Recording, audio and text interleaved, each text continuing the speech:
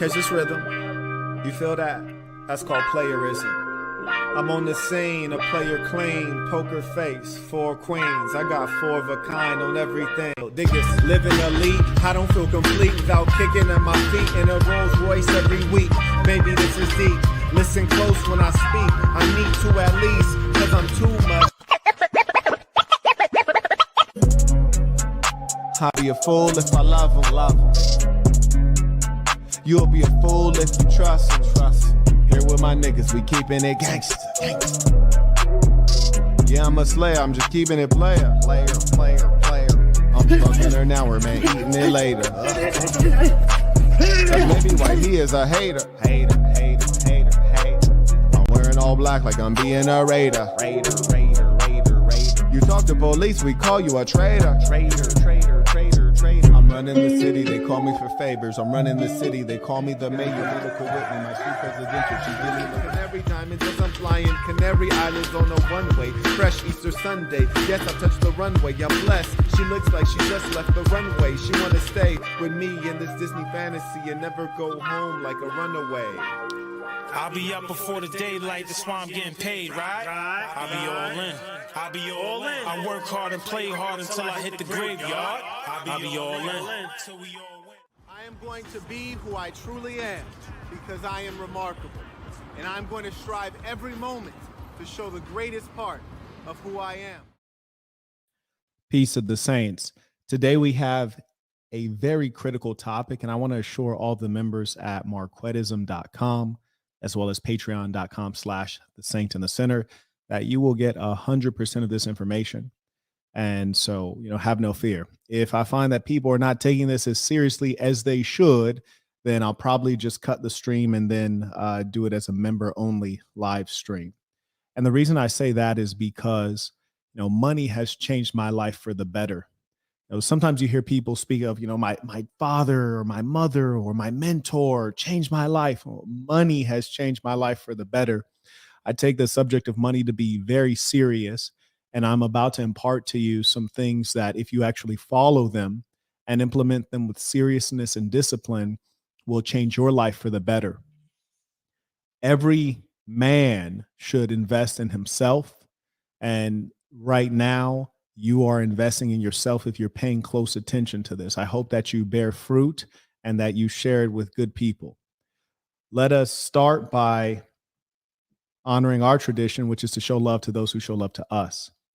May I first acknowledge Ricardo, comes in via PayPal. He writes, very important topic. Thank you and peace to the saints. Indeed, this is perhaps the most important topic, right up there with health. So thank you very much for supporting the work. May I also acknowledge Colby, who actually came in with the baller alert offline. Shout out to the ballers. And he came in with that one for the Saddam Hussein live, which was one of the unique pieces that I do every now and then. Not because they're popular, not because people support them, but because it's important. It's important for the leaders of tomorrow. So thank you very much for supporting me and content like that. Jonathan writes, peace of the saints. What do you think about men being monogamous? I think that if you are monogamous by nature, if that is your nature as an individual man, it makes your life a lot easier. And he adds, does religious reason change that perspective? Religion doesn't shape any of my thoughts. It does allow me to better understand individuals who purport to be religious, but it doesn't affect the way that I think. Shout out to Marcos, comes in by Cash App. He writes, peace of the saints. I've been looking forward to this live. Me too. I've been looking forward to it. I've also been a bit anxious because I really hate to cast pearls to swine, which is to say I hate to share good information and meaningful things with people who don't know the value of it. It bothers me. It really does bother me. So I've pushed it off for a long time, and now we have it upon us. Saint Flows writes, thank you, peace of the saints. It is truly a pleasure. You are welcome. Justice comes in with tuition. I acknowledge Anthony. He writes, peace to the saints. Shout out to the Tibbs family. Bam writes, K-Rob, tuition for the gospel. Oh, yes, indeed. And we're about to get deep. Shout out to, I believe it's Heels In, came in via Venmo. He's the only guy who comes in via Venmo. Shout out to him. Appreciate the support. All right. You guys know it gets a little bit serious when I pull out a presentation. I usually use it just to order my thinking. So here we are. May I also acknowledge via super chat, we have Noir. He writes, Peace of the Saints. What investment vehicles do you have the highest conviction in long term?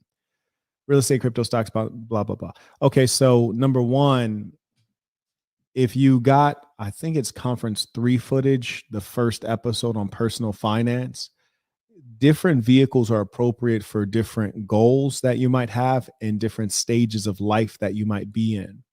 So, for example, there's nothing wrong with real estate, and I'll address real estate briefly during this presentation.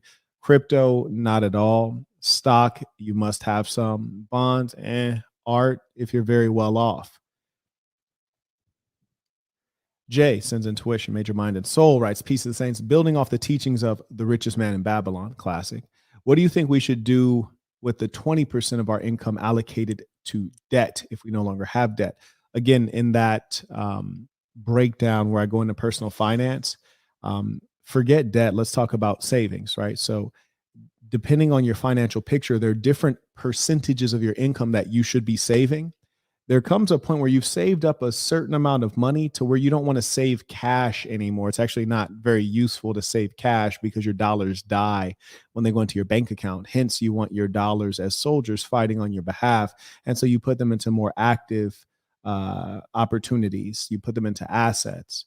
And so really what you're asking yourself, whether it be debt or savings, depending on the changing financial position that you're in, you should reshuffle how your financial portfolio is. And I go into that in episode 1, I think, of conference 3. It's on personal finance. And I give kind of 2 setups. Like on setup 1, when you're at the beginning stage, this is how much you should spend on percentage you should spend on rent. This is the percentage you should invest. This is the percentage you should spend on this, percentage on this. And then when you're financially stable, after you've saved a certain amount, now you should use what you were saving here. So it breaks all of that down in detail. Shout out to Brad, comes and writes, Peace of the Saints. Shout out to Kenneth, good to see you, sends in tuition.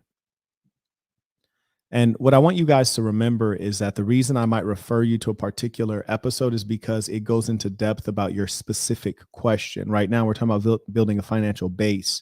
This is fairly general. A financial base is general. There's quite a few things that you need to understand on a high level.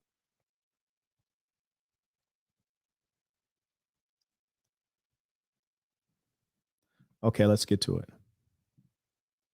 So number 1, building your financial base. There are essentially 11 points I want to go through, which is the first, having a predictable income to start with. A lot of people want to talk about building a financial base. They don't even have an income. Secondly is defining your purpose in a very serious way. Number 3 is learning from those who know, which is to say the doers. I can't tell you how many. I bet there are some crypto millionaires in the chat right now. There's some crypto millionaires in the chat as we speak.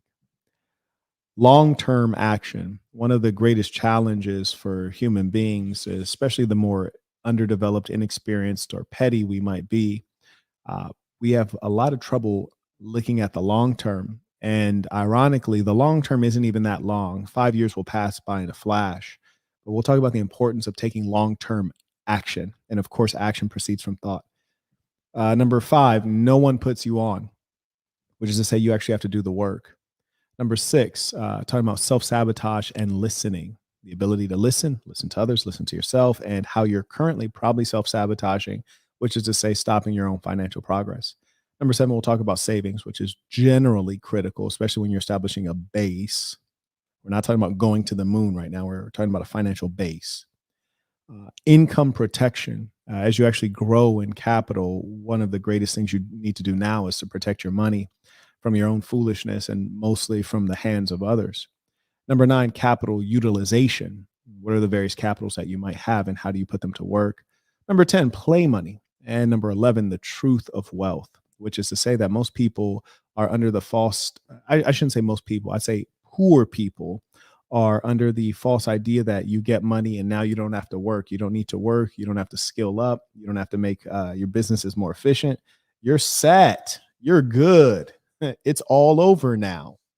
Complete idiocy, but that's okay. We'll address it. Feel free to send in your questions, comments as we go through. Try to send them in quicker because I don't want to go onto a slide and then you have something from the previous slide. I'm fine going back, but I'd prefer that you try to shoot in the questions sooner than later. Tony writes, how do you find well-off women who don't monetize off their looks or body? See, that's a brilliant question. I'm glad you asked it because I notice too many people spend time around low-class women and they don't treat them like they're low class. You see, when I encounter a low-class woman, I might, of course, get what I want from her, but I certainly regard her and treat her as a low-class person because she is. And that's the appropriate thing to do. The problem is that so many men, you put them on a pedestal when they more so deserve to be in the dirt. Number one, you're going to find a woman who's well off and, shall we say, higher class, more educated, more refined, more classy when you yourself are that. And when you are that, you're going to end up in certain environments where these women tend to be more plentiful. I'll give you a couple examples. For example, just yesterday, I was getting a pedicure and a massage. The spa that I go to, you pretty much are only seeing guys who are very well off and women who are very well off because it's expensive. Human beings mostly do the same things. They're just levels to it, right? Which is to say that there are places you can go and get a pedicure and, like you're in a strip mall or you're next to like Big Lots or CVS or Dollar Store. There's a nice little simple place where you can get a pedicure and a manicure. Or you can go to the place that I go to, which is extremely expensive. And therefore, the guys there are very well off and the women there are very well off. That doesn't mean that they're not, monetizing off their body, as you put it, but it's less likely.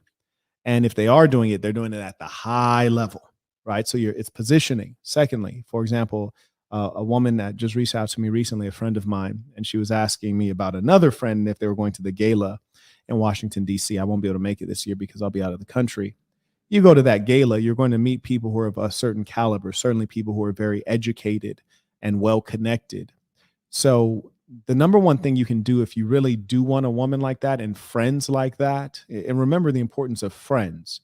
You see, you have guy friends who are elevated. They have wives. They have friends. It all comes together quite nicely. So when you are elevated, you'll be around these persons. And until you're elevated, you should seek to position well. It's absolutely essential. He writes, I'm very much so interested in rich women for strategic reasons, as you should be. However, I noticed that most are a SEX worker, unfortunately. That depends on where you are. So positioning. But I hear you, boss. Carrying on. May I acknowledge Nick? He writes, bought this with your knowledge. I appreciate you extremely, Marquett. I appreciate that. Looks like you sent over some stock. Okay, cool. I'm looking forward to checking this one out. I think I might actually have some of that in my portfolio already. Shout out to the bosses, you dig, who make big boss moves. Jordan comes in by PayPal. He writes, Peace of Saints. I was earlier blocked on your Instagram account. She claimed I was lying about purchasing a badge. However, I have proof that is not the case. Could you unblock me? If you let me know your email, I could send the proof. Sure. I think everyone knows my email. So yeah, feel free to send it over. You can send it to the PayPal email address. George writes, thank you for the game and knowledge. Truly a pleasure. Joseph sends in tuition. All right, let's get after it.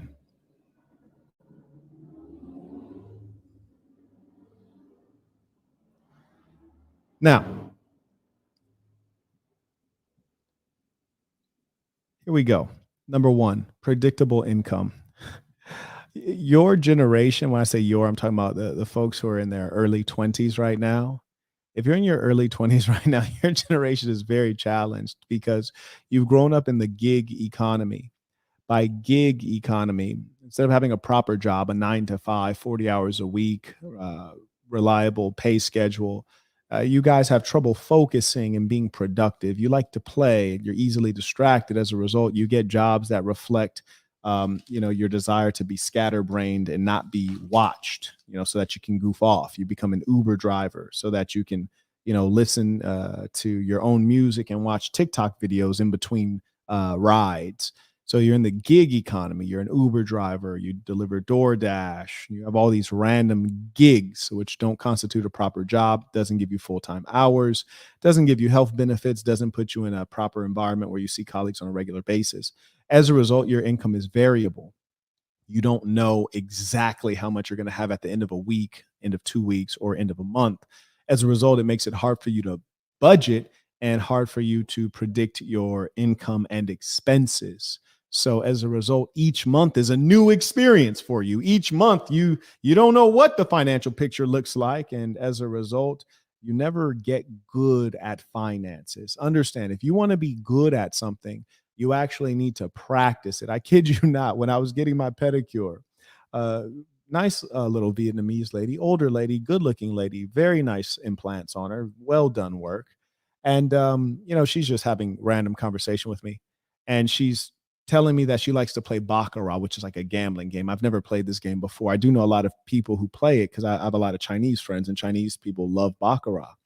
And so she was like, "You should learn how to play. You would make so much money, Marquett." And I was like, "Nah, I'm not into gambling. I'm surely not going to learn how to play a game just to gamble." And she's like, "But it's 80% of the time, you know what's going to happen. And with your kind of money, you can make so much money," so on and so forth. Now, mind you, I told her, I said, if I was actually interested in that, before I could play it, I would have to do so much studying and so much practicing to get good at it.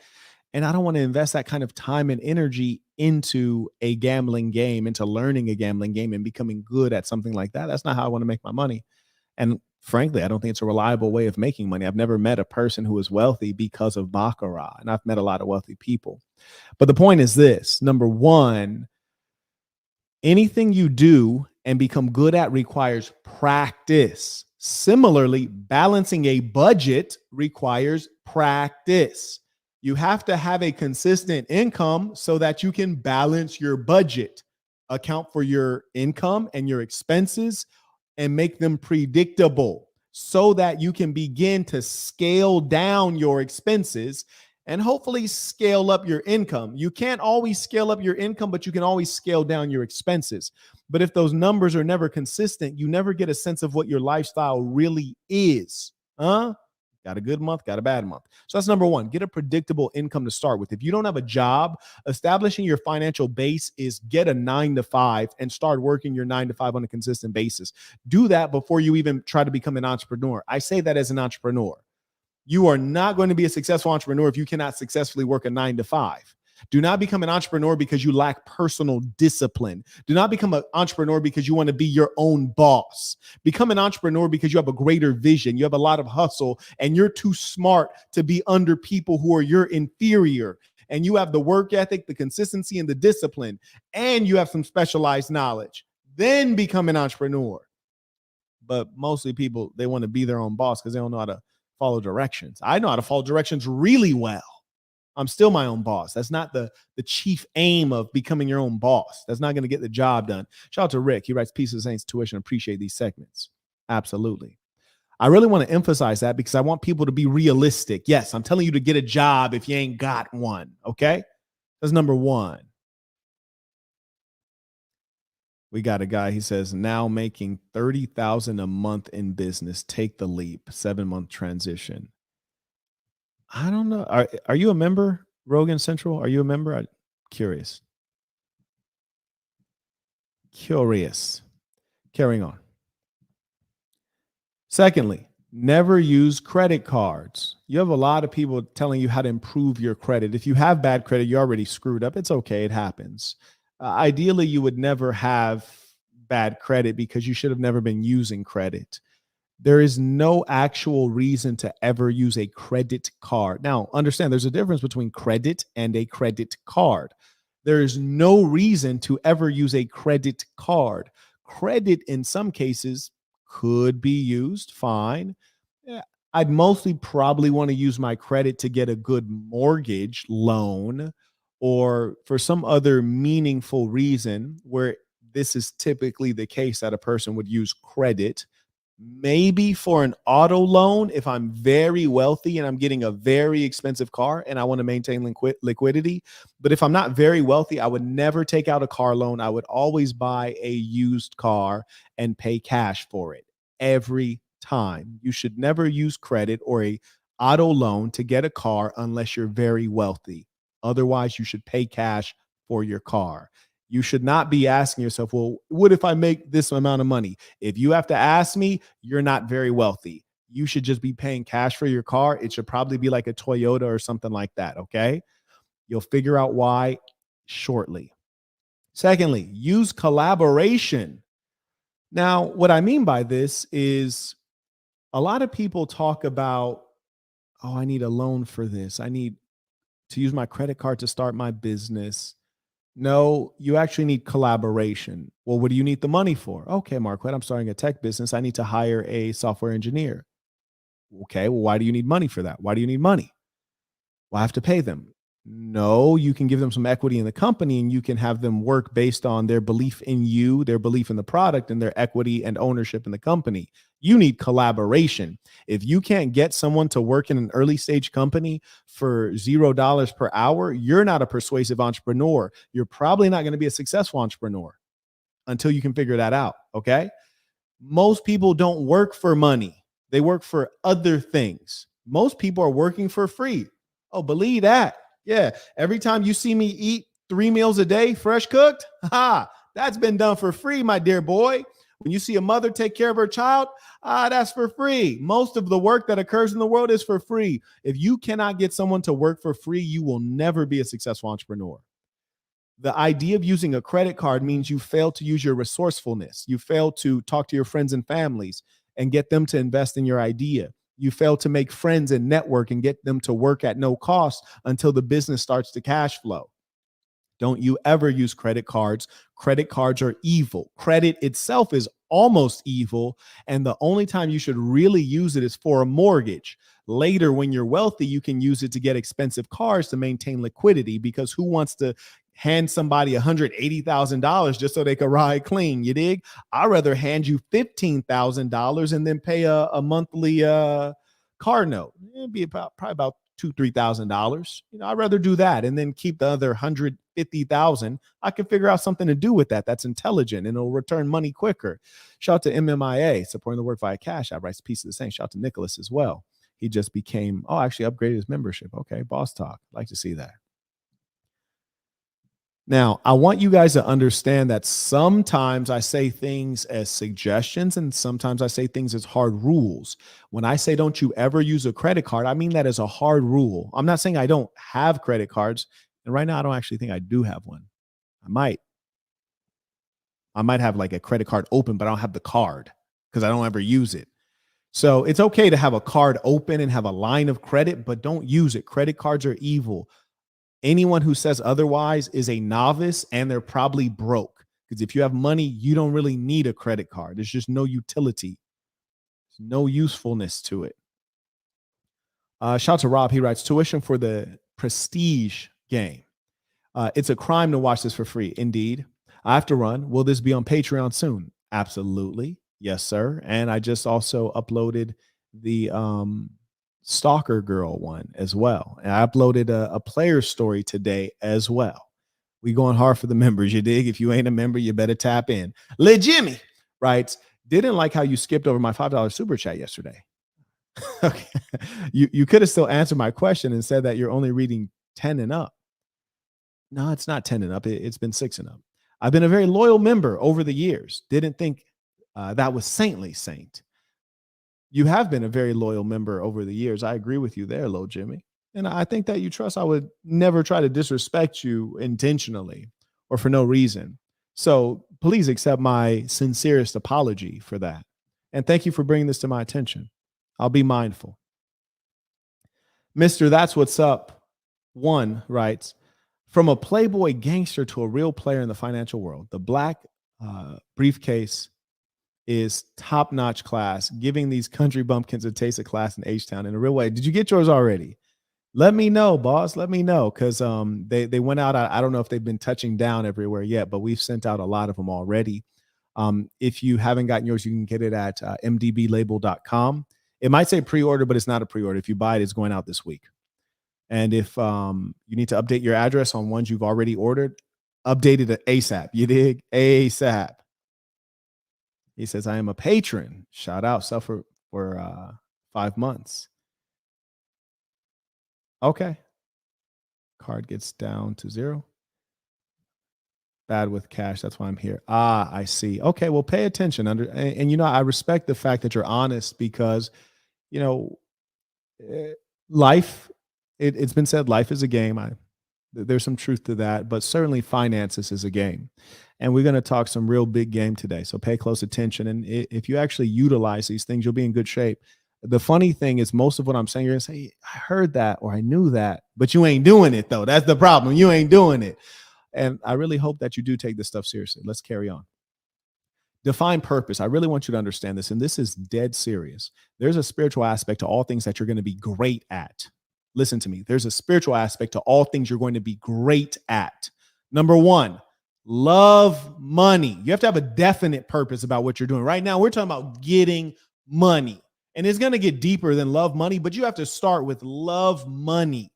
And I really mean that. I love money. And I've learned to love money over time because I was raised by, I don't want to say dumb, but shall we say uninformed, mentally impoverished persons. And they would say foolish things like the rich get richer, the poor get poorer. That's so idiotic and negative. They say things like behind every great fortune is a great crime. You broke. Quit lying. Love money. Love money.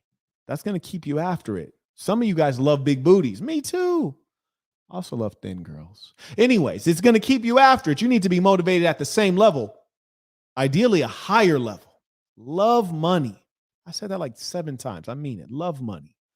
Don't let it be your God, but let it be close. Let it be a close second. If you love the Lord, let this be a close second, or else you ain't going to get it.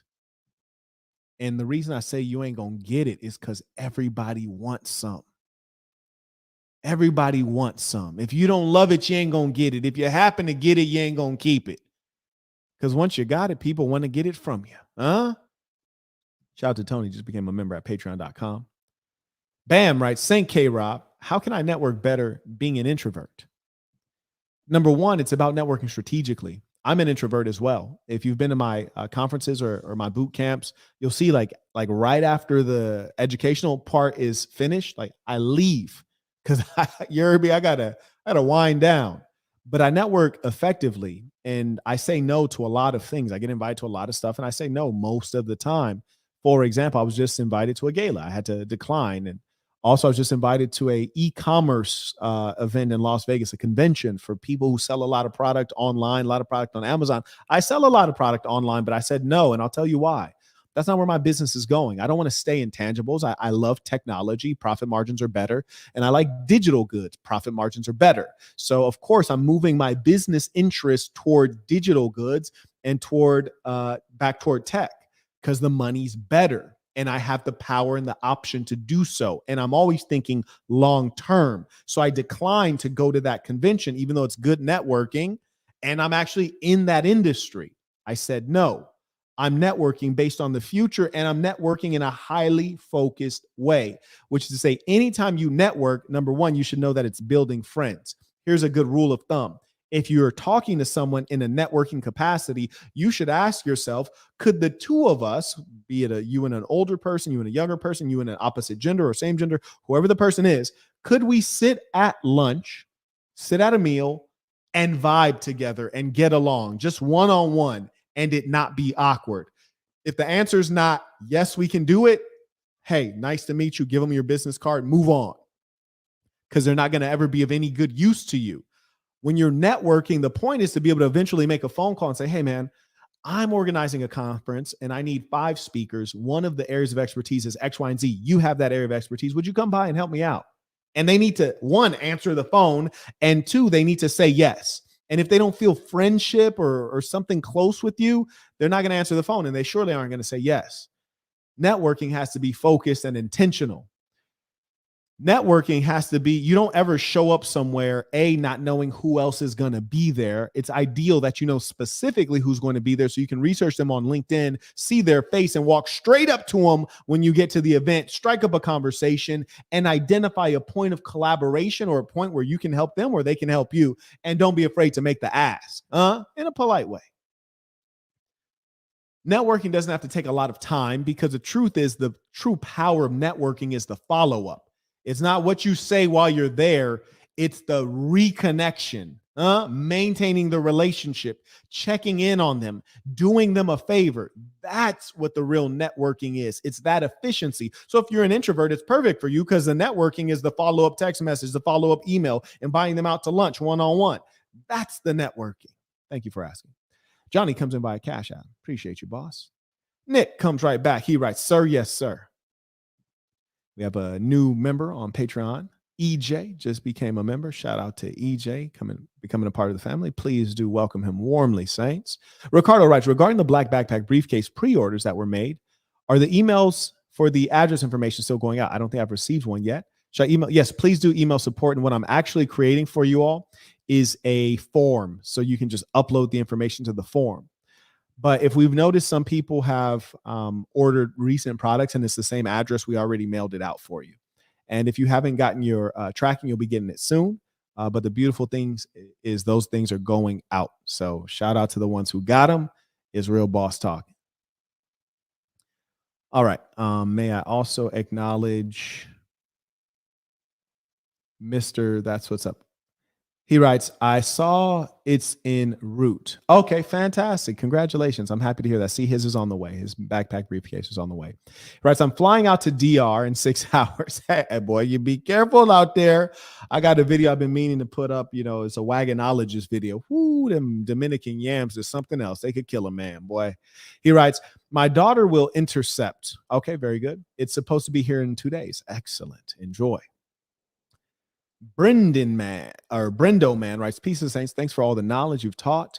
What do you think about joining the army to get into cybersecurity? Well, you don't have to join the army to get into cybersecurity. If you join the army, it should be because you want to join the army or you think that's your best option. And there's nothing wrong with that. We have a lot of military guys within Assassin. And if you'd like to talk to any of them about what their experience is like within the army, I highly recommend it.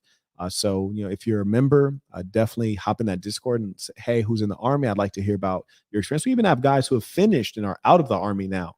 So that's worth having a conversation. But if you want to go into cybersecurity, you don't need to go into the army. You can actually just go straight into cybersecurity. I trust that you know that. And I highly recommend that people simplify life and go straight to what they want rather than, you know, playing games with yourself. You know, don't play with your meat. Don't play with me. You know, play with kids. You heard me? And don't play with money. So go ahead, go straight to what you want to do, brother. Thank you for the question. Shout out to Walton. He just got the medical tools everyone can use to manage their health. That was a really cool session that we did at, I think, conference 3 or 4. We had Dr. Maria Martins, who is an emergency medicine physician, came in and just did an exceptional session. So shout out to Walton. Walton, the man keeps his knowledge fresh. Shout out to him. Carrying on. So as I said, love money. Doesn't have to be your God. It shouldn't be your God, but it should be very, very close. And if you don't believe in that, you might as well get off this live stream because this is not for you and you ain't going to win. Period. This is not for you and you ain't going to win. And listen to me. You'll never meet someone who has a whole bunch of money that they earned and they don't love money. If they say they don't, they're lying. They're just trying to sound good and sound nice. One thing that I really didn't appreciate is that I'd been lied to so much in my youth. And that's why I always try to tell you guys the bare truth, because there's so many lies going around. Easter Bunny, Santa Claus. That's just the beginning of it. Then the lies get bigger. Like you can go to court and get justice. The lies get bigger. Your vote counts. The lies get bigger. The world is fair. We're all equal. The lies get bigger.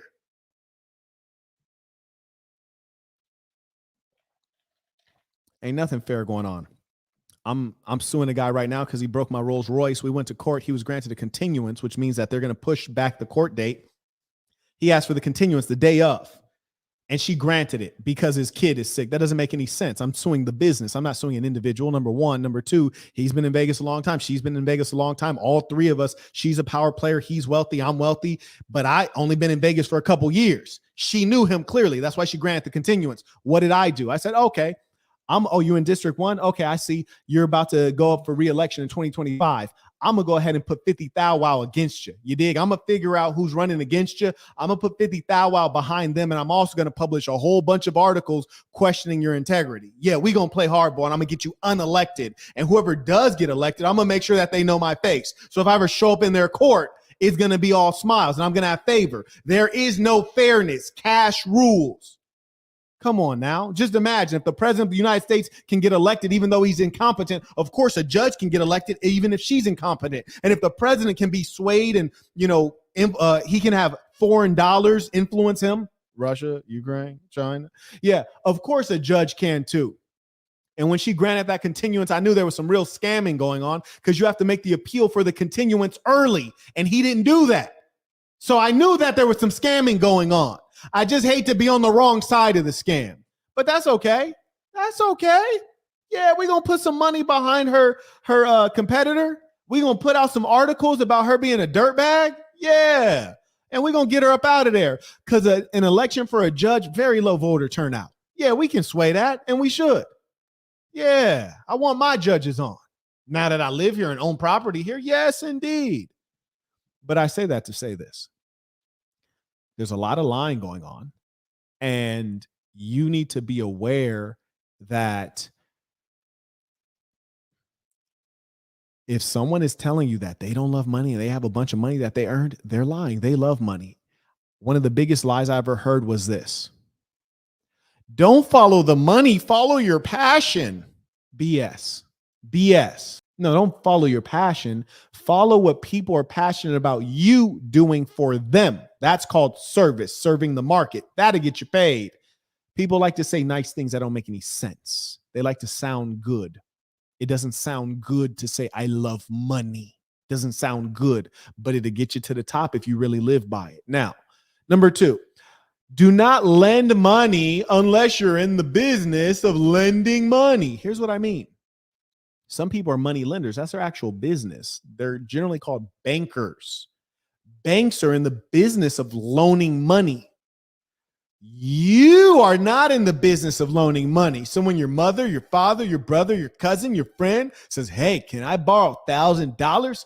You go ahead and tell them, I ain't got it on me. I'm sorry. I ain't got it on me. I'm busy and broke. I can't do nothing for you. I'm sorry. Could you loan me some? No. Okay. I guess we both down bad then.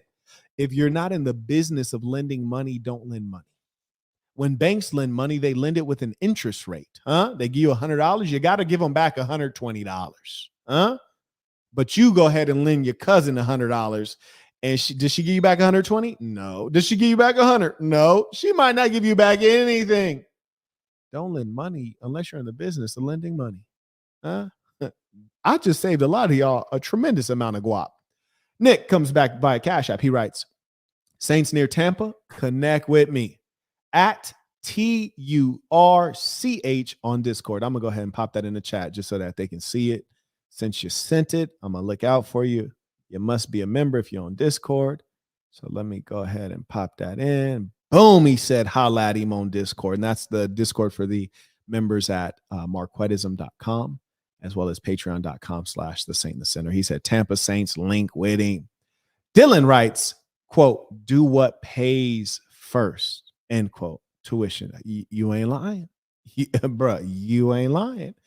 Shout out to George. He just got his backpack briefcase. Ordered it on mdblabel.com, and we'll get that out to you. And Saints, I'm not telling you what sounds good. I'm just telling you what works. I'm just telling you what works, what I know works, not what I'm guessing works, what I know for sure works. Now, check this out. You have to have a definite purpose. Now, I kind of juxtapose these things so that you can understand what I mean. Number 1, definite purpose. It's specific, it's clear, you're certain of it, and you're serious about it. You're certain of it and you're serious about it. I want to get paid, and I'll check this out. I'll check for this in a second, Elias. I want to get paid $10,000 a day by any means necessary. That's cool. You just got to be serious about what you're saying. So if you say you want to get paid $10,000 a day, it can be done. There are people making more than that per day. Yeah, in real life, there are people making more than $10,000 a day for sure. No problem. That can be done. But how? How are you going to do that? You always got to have a how. He said by any means necessary. Okay, cool. That's a realistic how. Well, now we've opened up a lot of opportunities. But the reason I say that, and I say these extreme things, is because if you want to get $10,000 a day, that's a lot of money. And if you say by any means necessary, you should mean it. You should mean that. And then you should find the way that is the straightest path to your goal. So I say set a definite purpose and be serious about it. How much money are we talking? And what is the specific method? If it's by any means necessary, then carry on. Pick the means that's best for you. If you say something like, I want to get paid $10,000 a day, like you say on the lower side, through product-based business, then that's a means. It can be done. You can make $10,000 a day selling chewing gum. You can make $10 a day selling chapstick. You can make $10,000 a day selling fine suits. You can sell just 3 of these suits or 2 of these suits and make $10,000 a day. You only got to sell 2 a day. Figure out what the product is. Figure out how many units of the product you have to sell per day. And we're off to the races. But you have to have a definite purpose. How much money are we talking? And what is the method? Those are the only 2 things you need to start. But here's the funny thing. Most people don't have those 2 things. We don't know how much money we're talking about. And we ain't got specific. I want to be a millionaire. Okay, cool, bro. How much money is that per month? A millionaire. How much money per month do you need to make? Okay, how much money do you need to make every 2 weeks? Great. How much money per day? Fantastic. Now we know how much money per day. How do you bring in your money currently? Okay, you're an Uber driver. How many Ubers would you have to drive to make $1 million a year driving Uber? Okay, we figured out that's not going to work. How else do you make money? And it's okay to ask questions that sound crazy, like how many Uber drives would you have to do to make $1 million a year? That's a question to ask. We know that it's ludicrous, but you should ask it and go through the thought process. Does my financial goal and the current means at my disposal, do they make sense together? And if one of those things doesn't make sense, it has to be adjusted. If $10,000 a day is not realistic, we can adjust it down. We can adjust it up. If the means, product-based business or driving Uber or delivering DoorDash or cutting people's grass or cutting their hair, if that means doesn't make sense for what you're trying to build to financially, you need a new means. And that's okay. All you need now is an expert who can help you define a means. Yeah. We're going to talk about it today. We're going to really get into it. He says, can you read Elias's PayPal from yesterday? Let me see if I can find it. Take a look. I always honor those who honor me. All love. Type into Elias. It says March 1. I think this is the one. Now, I actually think I did read this one. Let me see. Yeah, Elias, actually, I did read this on my last live session. So yes, I did read this one. I acknowledged it, read it, and I answered it in my last live session. So check it out. I think it was the Saddam Hussein one. So yeah, I didn't think I missed it, and I was right. I didn't. So check that out. You'll have your answer there. And thank you for the support, of course. Carrying on.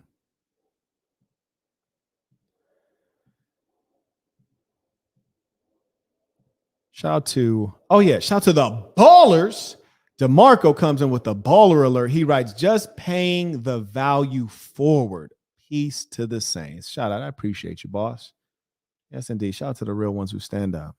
We outside. Carrying on. Long term. And we're going to have to talk about a little bit of this pimping. Because that's what a P is really good at, long-term thinking, always having a trick up his sleeve. But I really want you guys to understand this from a business perspective. And I'm going to relate it to this pimping. I'm going to relate it to taxi drivers. I'm going to relate it to a number of things. And you're really going to grow to understand me. And it's going to change the way you do business and the way you think. You're understanding the difference of a customer and a client, which is critically important. It's also going to underscore how you engage your relationships, knowing that every relationship can be leveraged for business, and it almost always should. I want to be friends with people I can do business with, you dig? Whether we're, in co-investing, whether we're collaborating, whatever the case is. Shout out to Gage supporting the work via Cash App. So check this out. Long-term, making money is a long-term play. And when I say long-term, it's not like, oh, you start today, you ain't going to be rich till you're old. That's not the case. But it's longer term than you're probably thinking, So get used to the fact that you're going to have to invest some time, and it's okay. If you actually do this right, you're going to be well off in your youth. And by youth, I mean you can still run. Time, that's number one. Here's the second piece that's critically important: practice/attempts. When people come to me and they book a consultation at marquettism.com, first thing I tell them is we want to, as quickly as possible, get you through the full cycle. Ideation, prototyping,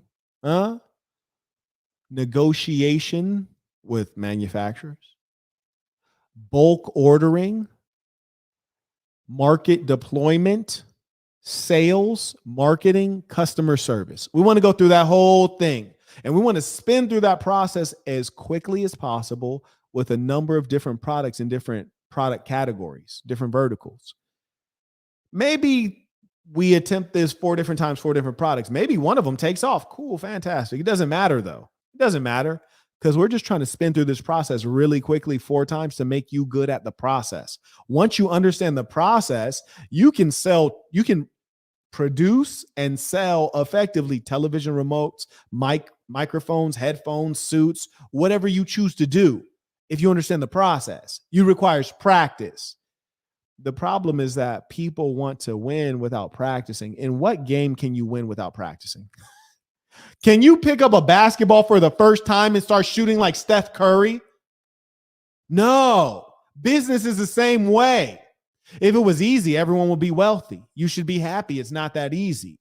A Rolls Royce looks great when it's the only one in the parking lot. Rolls Royce looks super average when there's 10 Rolls Royce around. That's why it kills me when I'm in Monaco. You dig? I'm in Monaco. I'm like, damn, Bentley, Rolls Royce, Lamborghini, Bentley. It's like, goodness, it's not even fun no more. I feel like if I drove a Toyota, I'd probably stand out better. Point is this. It's going to take practice and attempts, especially if you're talking about entrepreneurship. You're not going to be great at your first go. And I cannot tell you how many youngsters have come to me, even older people as well. Marquette, I have a brilliant idea. And in my head, I'm thinking, no, you don't. You don't have a brilliant idea. It's highly unlikely that you have a brilliant idea. It's highly unlikely. That's number one. Number two, if in the off chance that you have a brilliant idea, which is a very off chance, you don't know how to execute it. So it doesn't matter if your idea is brilliant, because you don't know how to do it. You don't know how to execute it. You don't know how to make it work. Okay? So practice, attempts. And here's the other thing. Study. Yes, you have to learn. You have to have some knowledge. You got to figure out how to do things. For example, the backpack briefcase. Do you know that there's a certain thickness of the leather and it matters? Yeah, there's a certain thickness and it matters. Do you know how many backpack briefcases I created before I put one on the market? I'm working on luggage right now. You wouldn't even know. Yeah, I got 5 sets of luggage that all look the same, but they're not. Different manufacturers, different materials. I got 5 of them. Do you know what it takes to create a good product? The time, the study, the knowledge. Do you know what GSM is? Yeah, the thickness of materials, or the lining of a jacket, how puffy the jacket is. GSM 100, GSM 300. You got to learn it. You got to study. You're not going to just guess your way to the top. Huh? What I'm telling you is that it's going to require some work. The problem is everybody want to get money and get rich without working. It's not going to happen. Shout out to A+ MVP. But what I can tell you is how to get there quicker. You heard me? We ain't trying to get there the slow way. We ain't trying to grind. We're trying to glide. So we're trying to move quickly on the practice and attempts, do it quickly. We're trying to study as efficiently as possible, which is leverage experts who have already studied, use their brain. Shout out to A+ MVP. He writes, Marquette Corleone of Nevada. Oh, yes, indeed. He writes, the family, Sasson, will fund the campaign to have them in our pockets. Tuition. Yes, indeed. And we need it like that. Yeah, we need it. We need them relationships. Baller alert. Shout out to Ramses and Co. He writes, let financial prosperity reign on the saints. Pieces, let it flood. Let it pour down like a great flood, like when the Lord said, let there be 30 days of rain. Let it rain in the night. Let it rain in the day. I want an ark. I need an ark because I want the money flowing. Yes, get psychotic about the bread ski. Love it. That's why y'all don't see me on YouTube, because I'm making money. I come on YouTube, I'm losing money. I'm trying to make some money. Yeah, that's why you don't see me. Yes, indeed. Shout out to the Saints, the ballers showing up, supporting the work. Appreciate it. Yes, indeedy.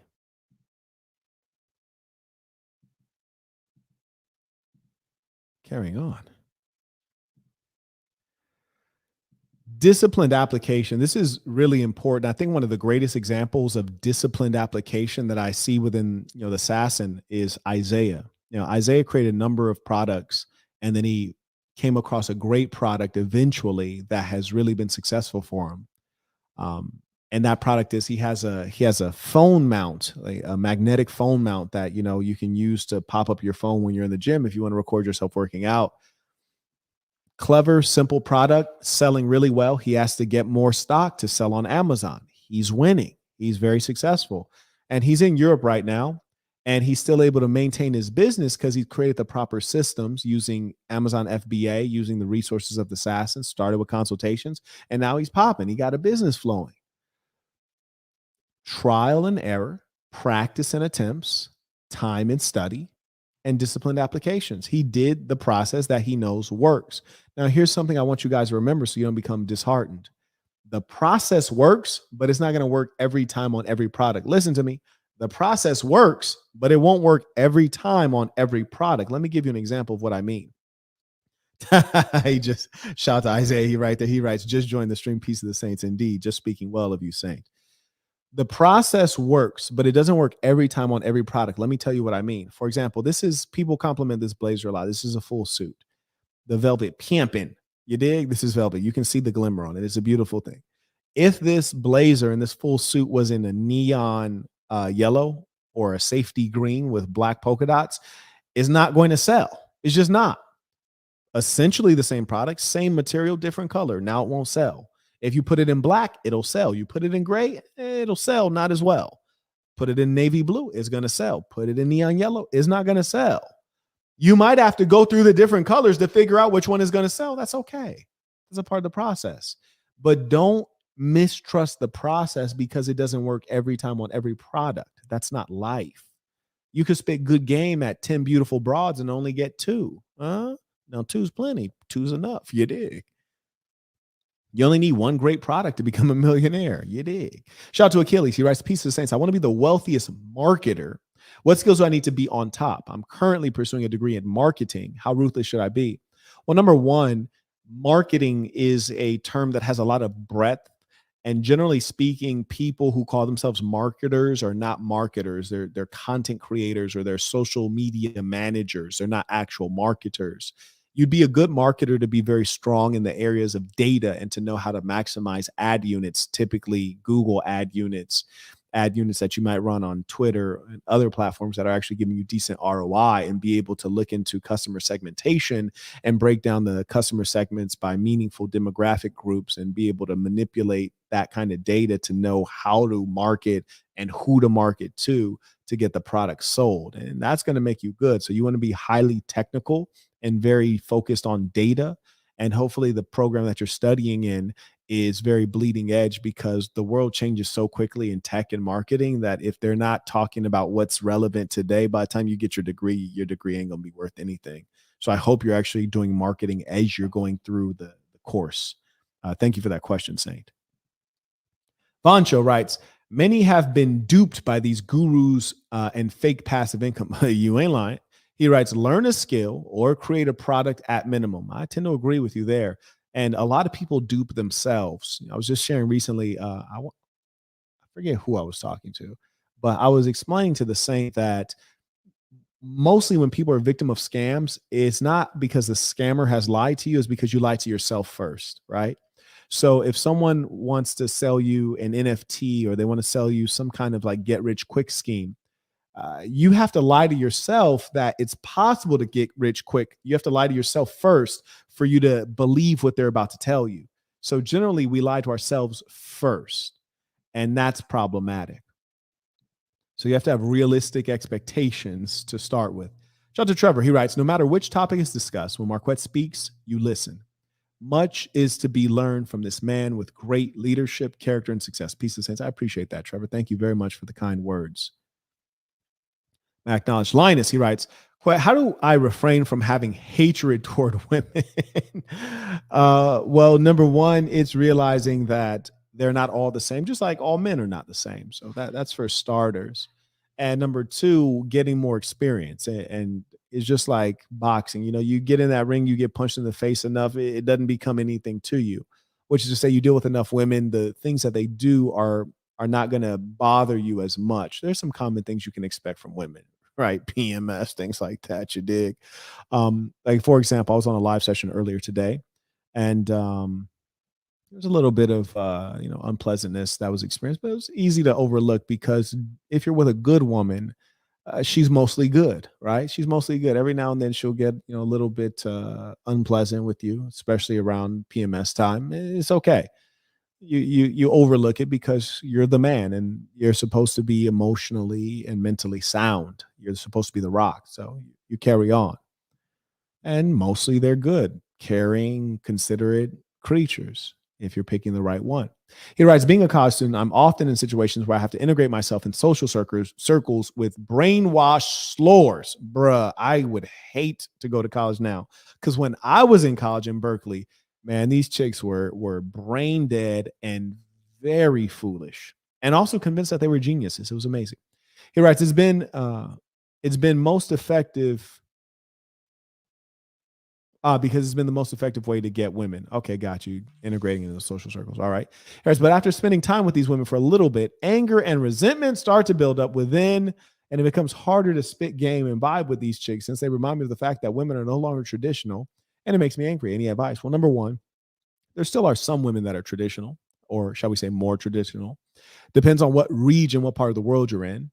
There's some chicks who go to Muslim colleges, all women's Muslim colleges, all women's Christian colleges, or they don't go to college because they're so traditional. They don't even believe in the necessity of the woman getting higher education. They exist. These women are called Joangers. Sometimes they're Mormons. Sometimes they're, I think they're called 76ers, Mennonites. I can go on and on. So they're out there. But the most important thing to understand is there's enough of them for you, right? Maybe there's 20 of them, but you only need one. I'm assuming you're probably monogamous. And hey, if you need two, I'm sure you can find two. And know that anything worth having in life is going to take some effort. And so you got to hunt it down.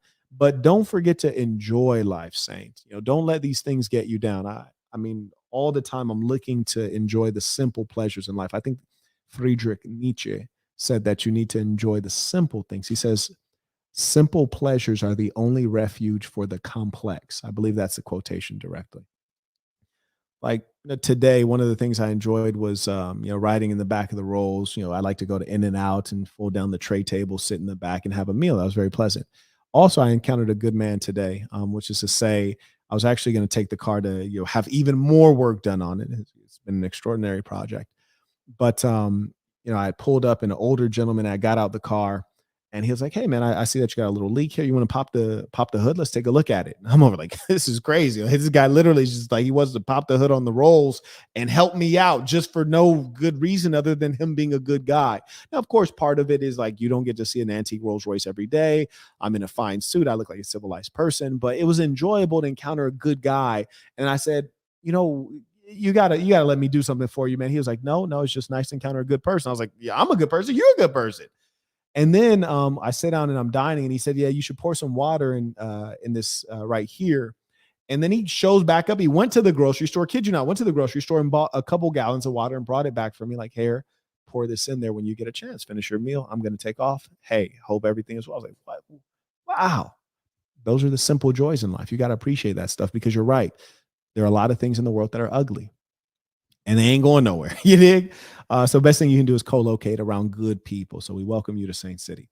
Martin writes, speaking of such, Martin's in Saint City. He writes, tuition, busy, hustling, paying what I owe. Shout out, I'm happy to hear it, Saint. I look forward to seeing you soon. Hopefully we'll catch you for the workout first Sunday of April. I know you'll be in great shape because you work in the soccer industry. So I trust you'll be in really good shape. And I'm looking forward to it. Thank you for the support. Carrying on. Shout out to, where are we? Shout out to Trevor. He writes, peace of the saints, a jacket is fire. Appreciate that. McDonald's Josh, he writes, peace of the saints. What's a good high income skill to learn while working a regular job? I've tried coding, but I don't think it's for me. Any recommendations? I'm really glad you said that, Josh, because we have to be realistic about what is reasonable for us, given our skill set, our intellect, our personality, our ability to focus, our ability to deal with disappointment. It wouldn't make sense that, if you're 5'2", you weigh 120 pounds as a man, that you'd become a bouncer. It just wouldn't be realistic, right? You wouldn't want to become a bodyguard. It wouldn't be an easy job for you. It's possible, but improbable. Similarly, people say go to a coding boot camp. Not a lot of people can focus at that level. Not a lot of people like mathematics. Not a lot of people like things that are tedious. So I respect and admire the fact that you're able to acknowledge that about yourself. There's nothing wrong with that. Very good starting point. Know thyself. So that's number one. Number two, what's a good high income skill? Well, when you say good, that's a curious term. That's the operative term, but we're again talking about what's good for you. There's a lot of high income skills, right? Like being an astrophysicist could be a high income skill. Being a currency speculator could be a high income skill. Being a stockbroker could be a high income skill. The real question for you, if you really want to, I'm assuming you want to figure out what's best for you. This is what you should do. You should write down two lists. List number one, what are you good at? What are you good at? List number two, what do you enjoy? Then a Venn diagram. Okay, what are you good at and you enjoy? Okay, boom. Now you have a third list, right? That is just the things that were common on those two lists. Boom. All right. Now, write a fourth list. What do other people enjoy you doing for them? What do other people ask you to do? People often ask me to public speak. Marquett, would you host this gala? Would you MC this event? Would you give a speech to these kids or to this business group? Or would you come lecture at the Big Four accounting firm? Whatever the case is. If people are consistently asking you, you probably have a skill that they'll pay you for. So you have a combined list of things I like and I'm good at. I like it and I'm good at it. And then you also have the list of things other people like for you to do for them. Now, based on those two lists, then you want to look at jobs that align with those skills and abilities. If that doesn't yield anything, then I would just go to a simple list of jobs that pay over 100K. And I would just scan down the jobs and see which ones fit my preferences. Like, for example, being a mortician, mortuary science, that is fixing up dead bodies, pays quite well, but most people don't want to deal with dead bodies. If you got a stomach for it, carry on, right? Shout out to Bren. Saint was at basic training. He writes, peace of saints. I just finished my second boxing practice. Good to hear. Proceeded to do 15 minutes of jump rope. Shout out. 3 sets of 16 burpees, a real one, and a 2-mile run. There we go. Basic training has inspired me. Thanks to the saints and the big homie. And I really want to acknowledge that because I mentioned networking earlier, paying for the experiences that'll take you to the next level. Guys came out of basic training saying that this changed my life. Guys came out of basic training saying, I've never run that far. Guys came out of basic training saying, not only had I never run that far, the whole time I was thinking I was not going to make it, but I just kept going because everybody was there with me. So I just kept going and I made it. I'm a different man now. You need those experiences that take you to the next level. And generally, it's easier to get to the next level when you're around people who are on that next level. Okay? Put yourself in the fire. Kelton writes, much respect to you, Marquette. Great video piece of the saints. Appreciate it. He said, I like to see an idiot with a 5'2", 120-pound bodyguard. Yeah, I'm not saying it can't happen. I ain't saying it can't happen. I'm just saying it's probably not a good idea. Carry on. Oh, here we go. We really getting into it right here. Now this might sound strange to you. Do not work for money, work for goals. See, this one I wish I had a live. This is why I like my conferences. I like my boot camps. When I got my conference, the audience is right there. And then I would ask them, I say, okay, what do I mean? Or what might I mean when I say, do not work for money, work for goals?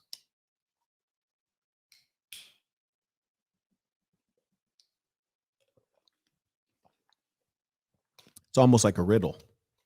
It's almost like a riddle. This is what I mean. Say your goal is to be an architect, right? If your goal is to be an architect and you just get out of university with a bachelor's degree in architecture and you go to the best architecture firm in New York and you ask for a job and they say, no, we're not hiring. Cool. Then you go and get a job at Applebee's or whatever, fill in the blank with some irrelevant job. And then I say, okay, hey, what's your goal in life? You say, my goal in life is to be an architect. And I say, okay, well, then why are you working at Applebee's or why are you working at the Apple store? Whatever you're doing, that's irrelevant. Why are you doing that? And you say, well, Marquett, I have to keep my lights on. I have to pay my rent, Marquett. I have to live. Oh, nope. Don't do that. Figure out how to not do that. You're working for money. You're going to fail. You're going to fail. You need to work for your goal, which means go back to that architecture firm, the best one that wouldn't hire you, that told you they're not hiring, that told you that they had no room for you. And you tell that guy, you're not hiring? Fantastic. I didn't come to be hired. I came to volunteer. And God damn it, I'm going to stay here until you give me something I can volunteer at. I don't care if I'm volunteering to watch you guys do your jobs. I'd like to watch that guy over there. Yeah, that guy whose job is architect, because that's the job I want, okay? So let me watch him, and if I can help him do his job easier because he doesn't have to go pick up his coffee or he doesn't have to pick up his dry cleaning or he doesn't have to do fill in the blank, I will do it. But I'm not leaving till you tell me what I can do in here, and ideally it should relate to what he doing over there, okay? And I say, yeah, sure. You're a smart kid. You got a good degree. You got good grades. Yeah, we can use you, but we can't pay you. Cool, don't pay me then. Use me though. You're working for a goal. You're not working for money. Working for money is a petty thing.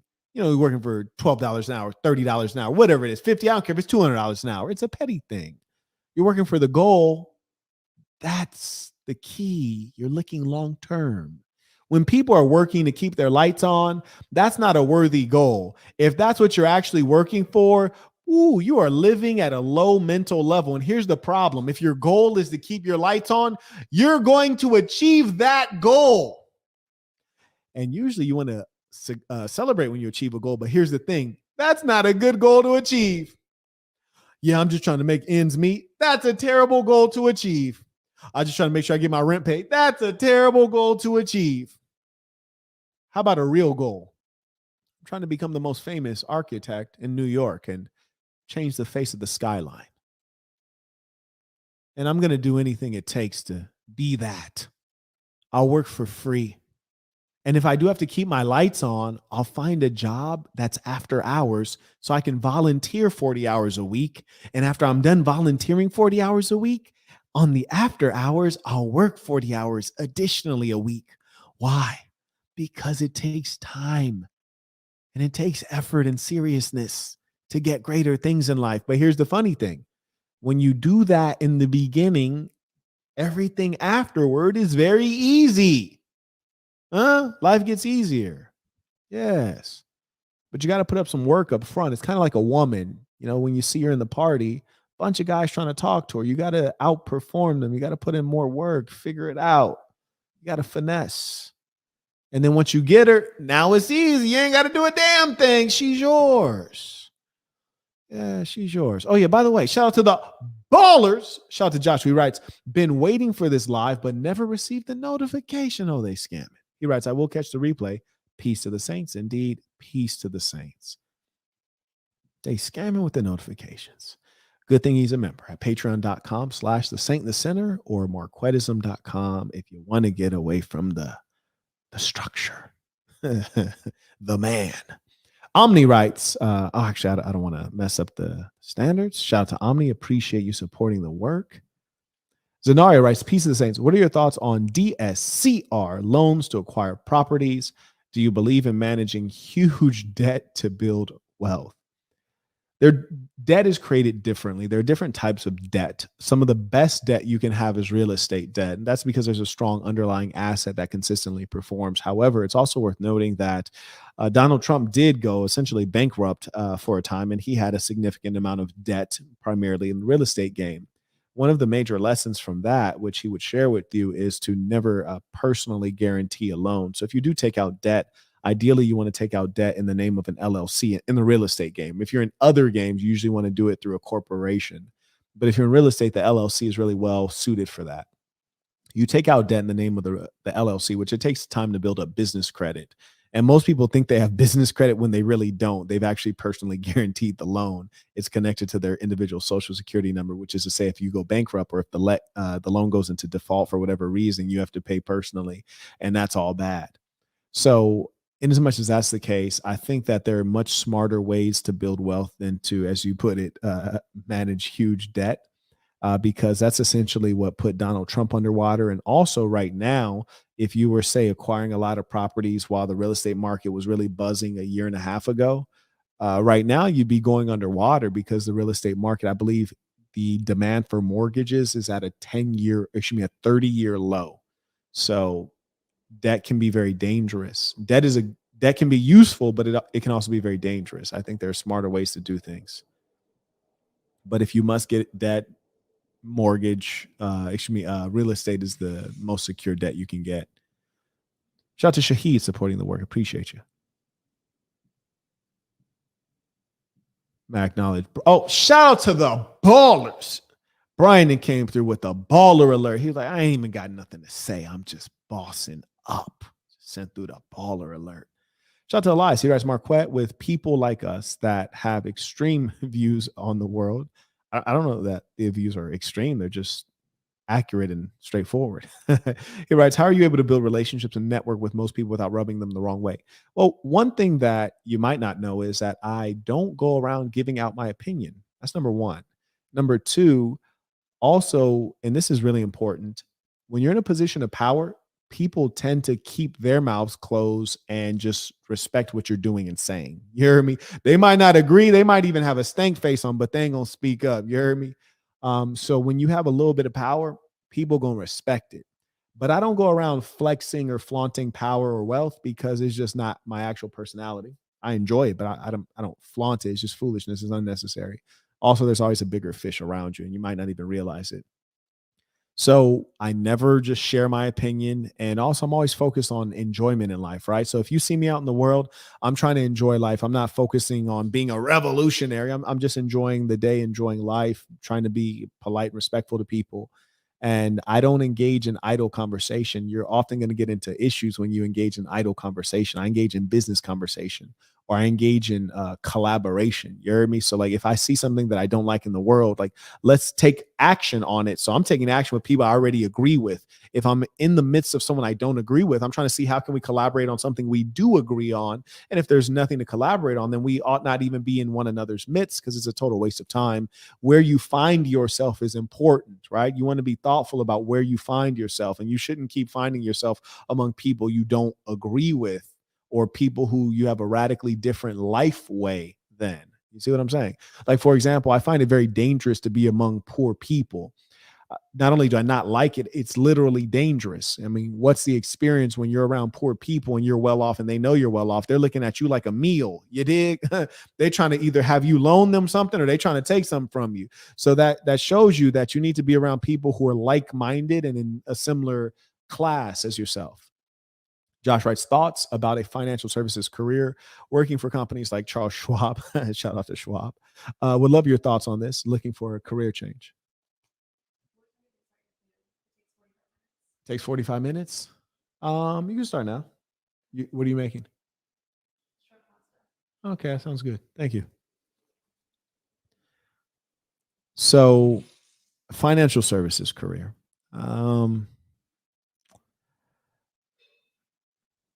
I'm not fond of it.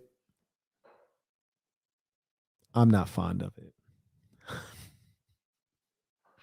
I don't recommend it. Thank you for asking.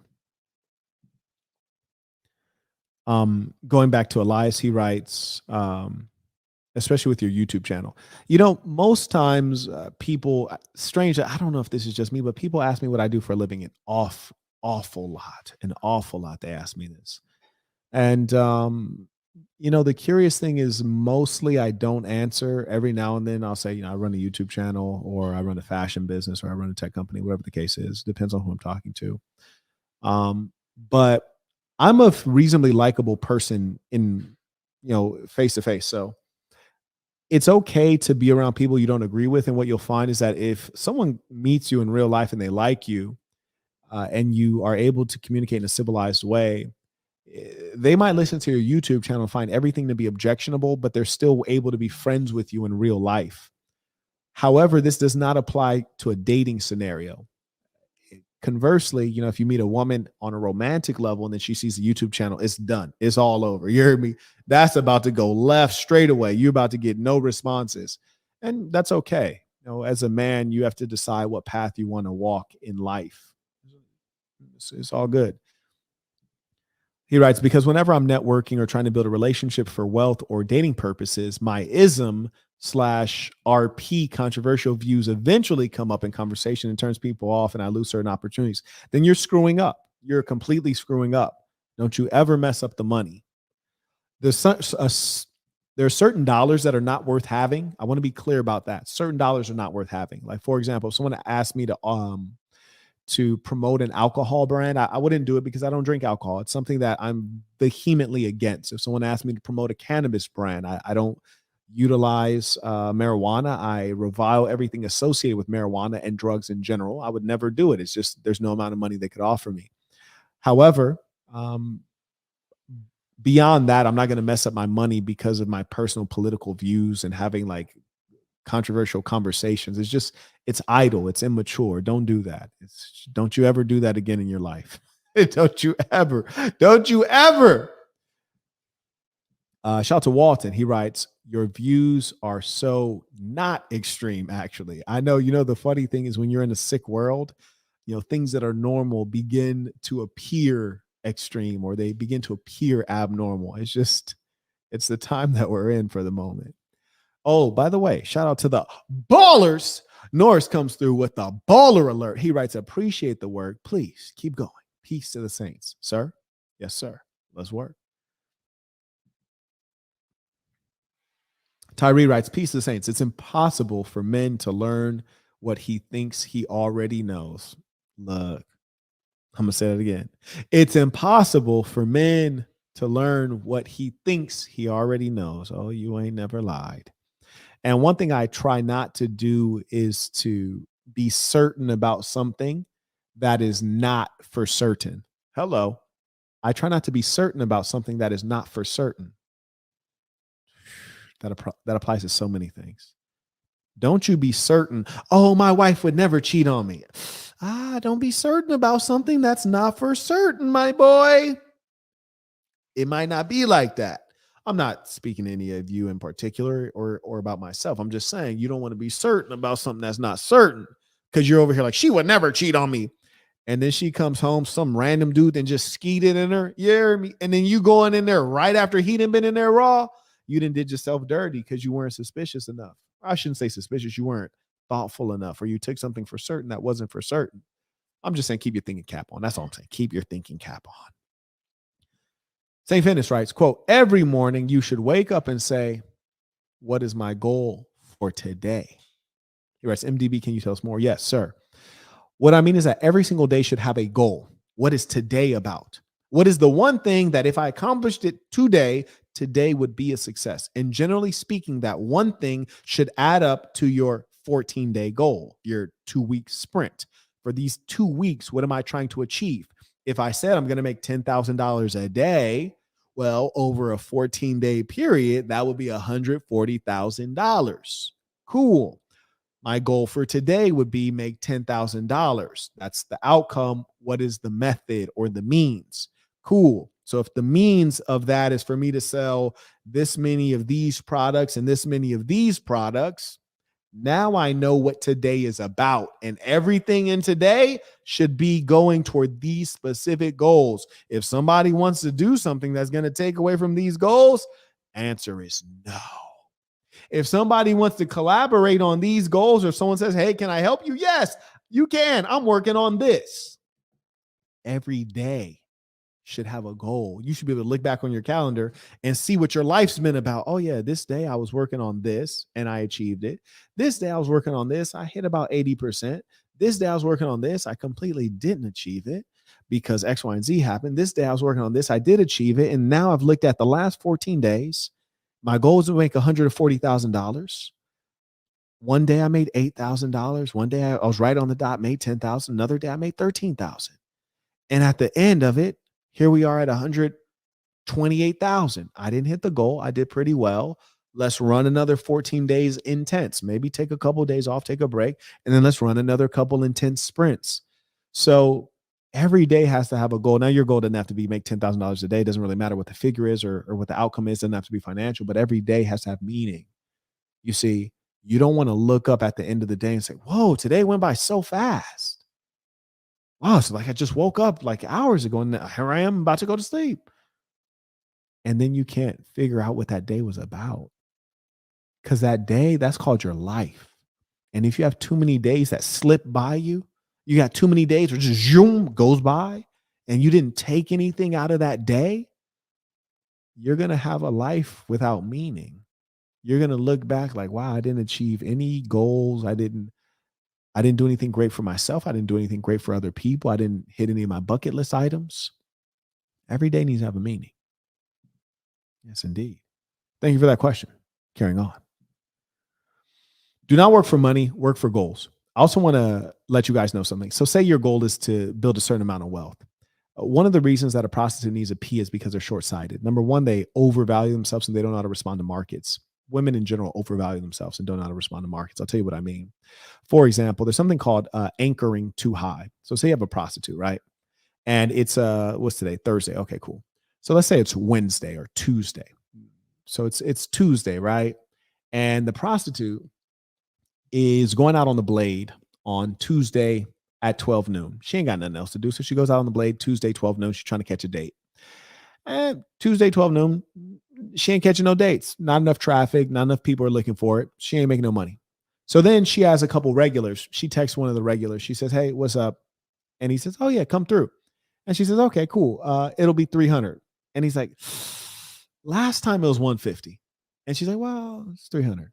He's like, all right, well, I can't do it. Maybe next time.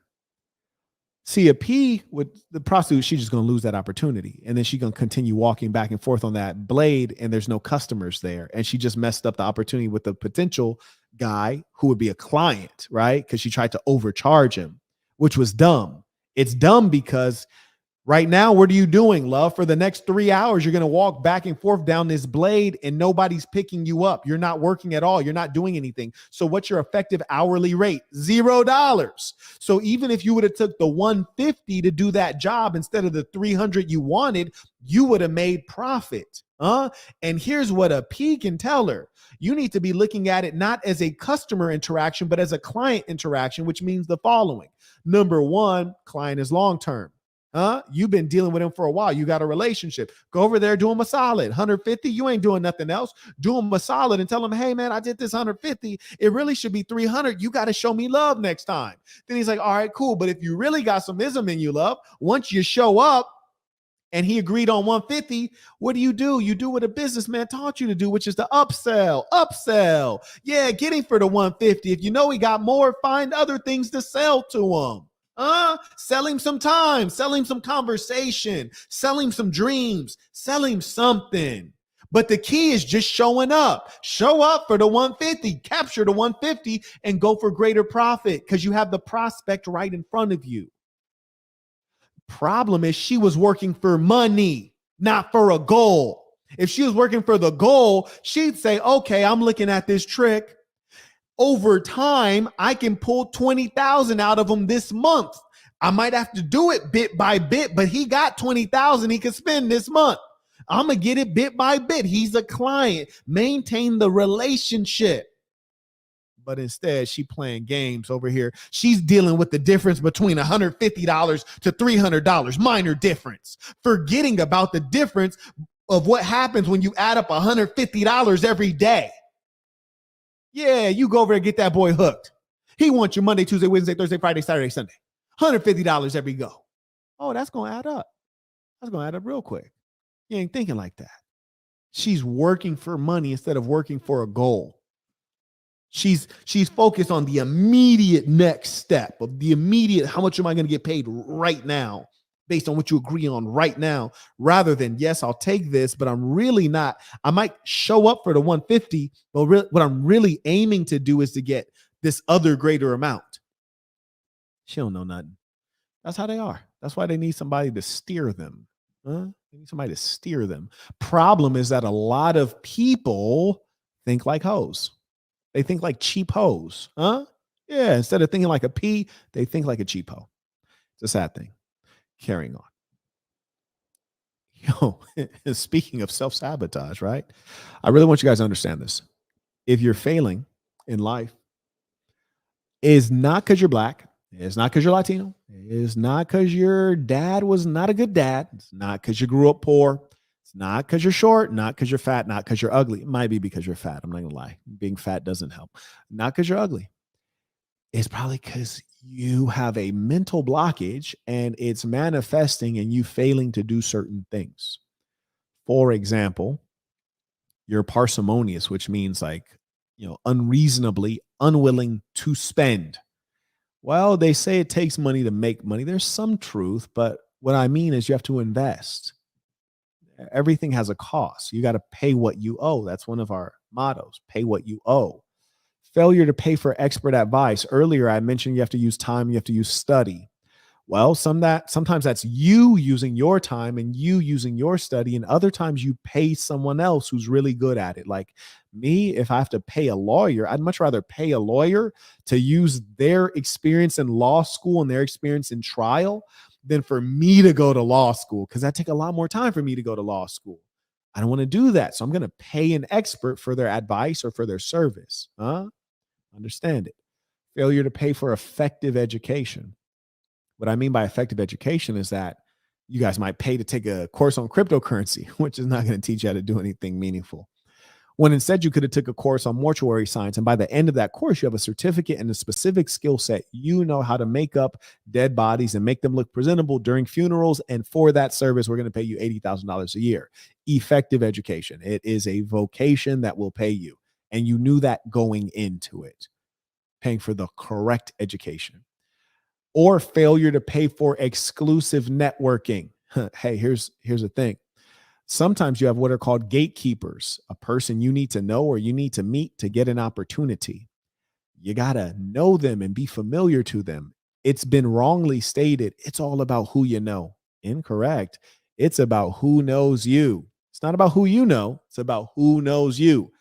You know of Drake. Does Drake know of you? Probably not. But if Drake did know of you, I bet he could open up some doors for you. So failure to pay for exclusive networking. What I mean by that is, when I go to a certain spot, it opens up opportunities for me to meet certain kinds of guys. Not that I have the interest. I'm actually just going for the services, to be honest with you. But if I wanted to, I could go to the spa, go to the hot tub, the steam room, the sauna, strike up a conversation. Hey, yeah, blah, blah, blah, talk about something irrelevant. Eventually, oh, what do you do? Oh, what do you do? Oh, yeah, I run the. Great. Fantastic. And if there's intersection, we can do something. We can probably do something, or they can introduce me to someone relevant. But you got to pay for that, generally speaking. You go to the gala, you got to pay $5,000 for your seat, for your meal, for your plate. You go to the expensive spa, you're going to pay $200 for a pedicure that would have been $70 somewhere else. You got to pay for the experience and for the connection. And then there's another way you're sabotaging yourself financially. It's called gambling. And there's various forms of gambling. I try to order them in the most detrimental. All right, wait, I think I screwed that up. Okay, they're all detrimental. Who cares what the order is? Here we go. Casinos. That's an obvious one. You go to a casino, you're probably not going to win, especially given the way that they've organized things in the casino, which is to say, mostly they have slot machines, which are running based on computer software that has determined in advance every slot machine will be profitable. There's never been a slot machine situation that's not profitable. Collectively, the slot machines are always profitable because they're running on software. They even have a disclaimer on them that says if they pay out a jackpot due to a error in the software, you will not be paid. It's quite comical. Margin trading. This is talking about the stock market. If you're trading on borrowed funds, this is very dangerous and this is a bad idea. This is also a form of gambling, and it is recommended against. Also, crypto. This is also a form of gambling because you're essentially speculating on things that you have limited facts on and there's no underlying asset. So how are you assessing the value of Bitcoin or of Ethereum or just fill in the blank with any coin? Well, there really is no value underlying it. There's no nation that has an army and is going to fight and murder to maintain the value of that coin. So there's no underlying value. It's all speculative, and you don't have any great advantage in this industry or field. So casino, margin trading, and crypto, this is all gambling. These are all things that are eventually going to undo you. Highly recommend against them. Shout out to Josh. He writes, what should your nightly reflection look like after the day? What should we be writing down? Or can we get a step-by-step process? You know, I've been wanting for a while to do that as one of our challenges.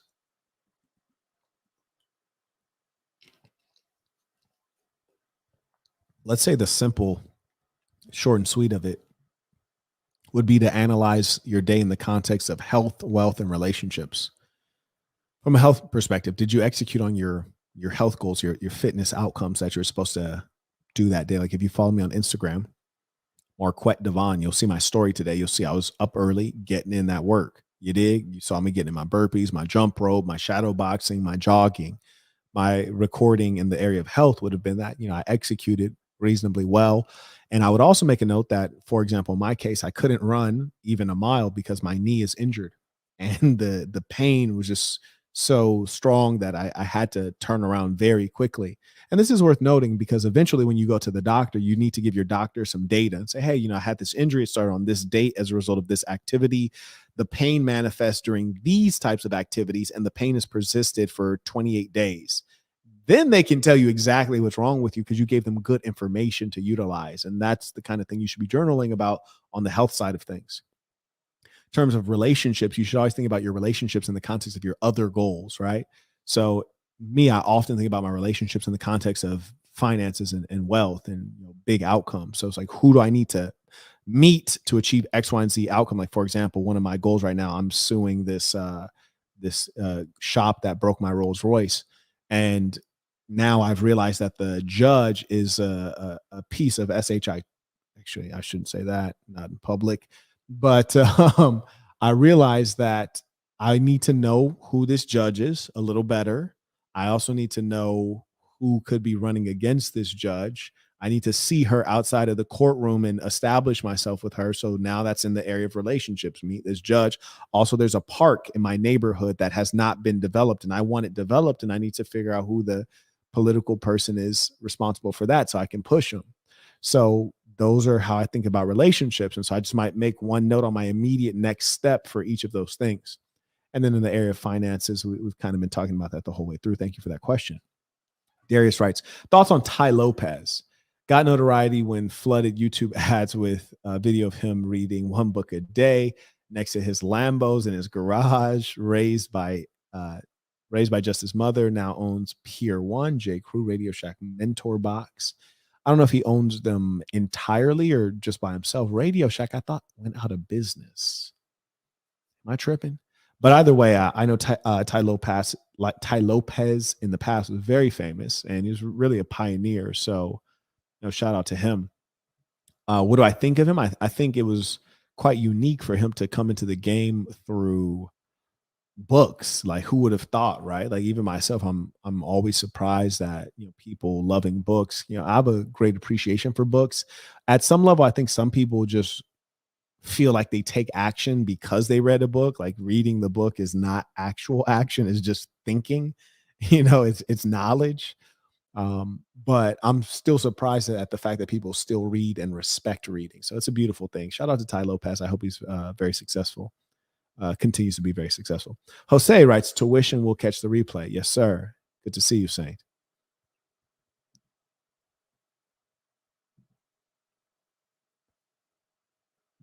writes, can you read my super chat? I don't think I missed. Is that Jared? Is it this one? Oh, sorry about that. Thank you for the reminder. Jared says, is growth consulting a good business model? I was thinking about doing growth consulting for solar / roofing companies since I have some sales experience in solar. I think the best consultants are the people who fall into consulting because so many people keep asking for their expertise. And what I mean by that is when you're excellent in your field, you become well known and then people will seek you out. In the absence of that, just like stepping into consulting, it could work, but I don't feel like it's just like a very natural, you're not like naturally introduced to it. So I would much rather be in a situation where I've executed on something so well that people already started coming to me, asking me for advice to the point to where I said, okay, I need to start charging, or maybe they're offering me money for it, or it's taking up so much of my time I have to charge just to reduce the number of people asking. Then that would be a natural lead into a consulting position. Because truth is, if you're that good at whatever you're doing, you should just keep doing it, right? Just like keep on executing on it. Or if you're that good, you should then train others to do it for you and then run the business. But in the absence of people coming and asking for your advice, I wouldn't think that leads you naturally into consulting. And generally, consulting is a difficult business to build a client base in if you don't have significant or like recognition in your field, like a real name. So in short, like I would recommend it based on people already showing the demand. Otherwise, I would say like get into business products. Thank you for the reminder. Mergen writes, Peace of the Saints. I'm international computer science student looking for summer internship. I've made personal projects as I lack experience, but no interview despite applying to hundreds of what? Any advice on staying out from the crowd? I'm shocked. To be honest, I am shocked. So number one, when you say computer science student, here's my number one piece of advice. What can you do? So when you say you're a computer science student, my first question was like, okay, well, what does that mean? Because that could mean a lot of things. You could be in robotics, you could be in artificial intelligence, you could be good with Swift, you could do Python, Java. I could go on indefinitely. What can you do? And so in as much as the question you've posed, you haven't given like enough specifics, perhaps you might have an issue with your resume. That's my first thought, because computer science, engineering, that is software engineering, has high demand, very high demand and insufficient supply. So generally speaking, people should want to snatch you up. So I think that your resume either doesn't say the right things, or it has errors, whether they're typographical or grammatical, or it has a lack of the right information, or it's not clear on what your skill set is. So I would probably have a recruiter or a headhunter look at your resume and recook it for you, which you might have to pay for. I don't think you should. I think you can probably find somebody to fix that for you. Ideally at your university. I don't know which university you're at, but American universities, you have something called a career center, and they'll actually help you with your resume. So I think your resume is step one. And then step two, you mentioned projects because you lack experience. If you actually have skills, like name some of the things I mentioned, Swift, Python, etc. You've built some minor applications, whether they're web applications, mobile applications, what have you. That's good for show. And it'd be even better if you were, say, on Fiverr or Upwork or what have you, and you had already completed paid projects, even if it's at a low cost. That'll speak well of you. And also it'll give you some income. You dig? So that is my recommendation to you. Thank you for the note. And I'm wishing you much success. You will find success. CODK writes, Peace of Saints. How would you best invest $100K for best passive income? Number one, when you say passive income,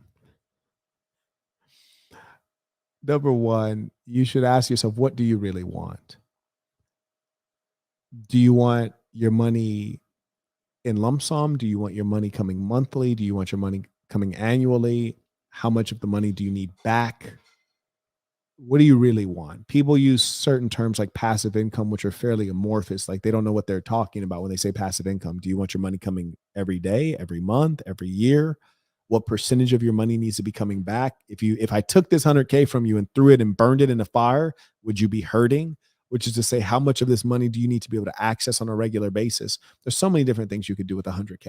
I mean, you could buy a house, actually, obviously not cash, but you could buy a house and get some income from real estate on a monthly basis, and could give you, maybe $2,000 a month. You could peel off probably, yeah, you could.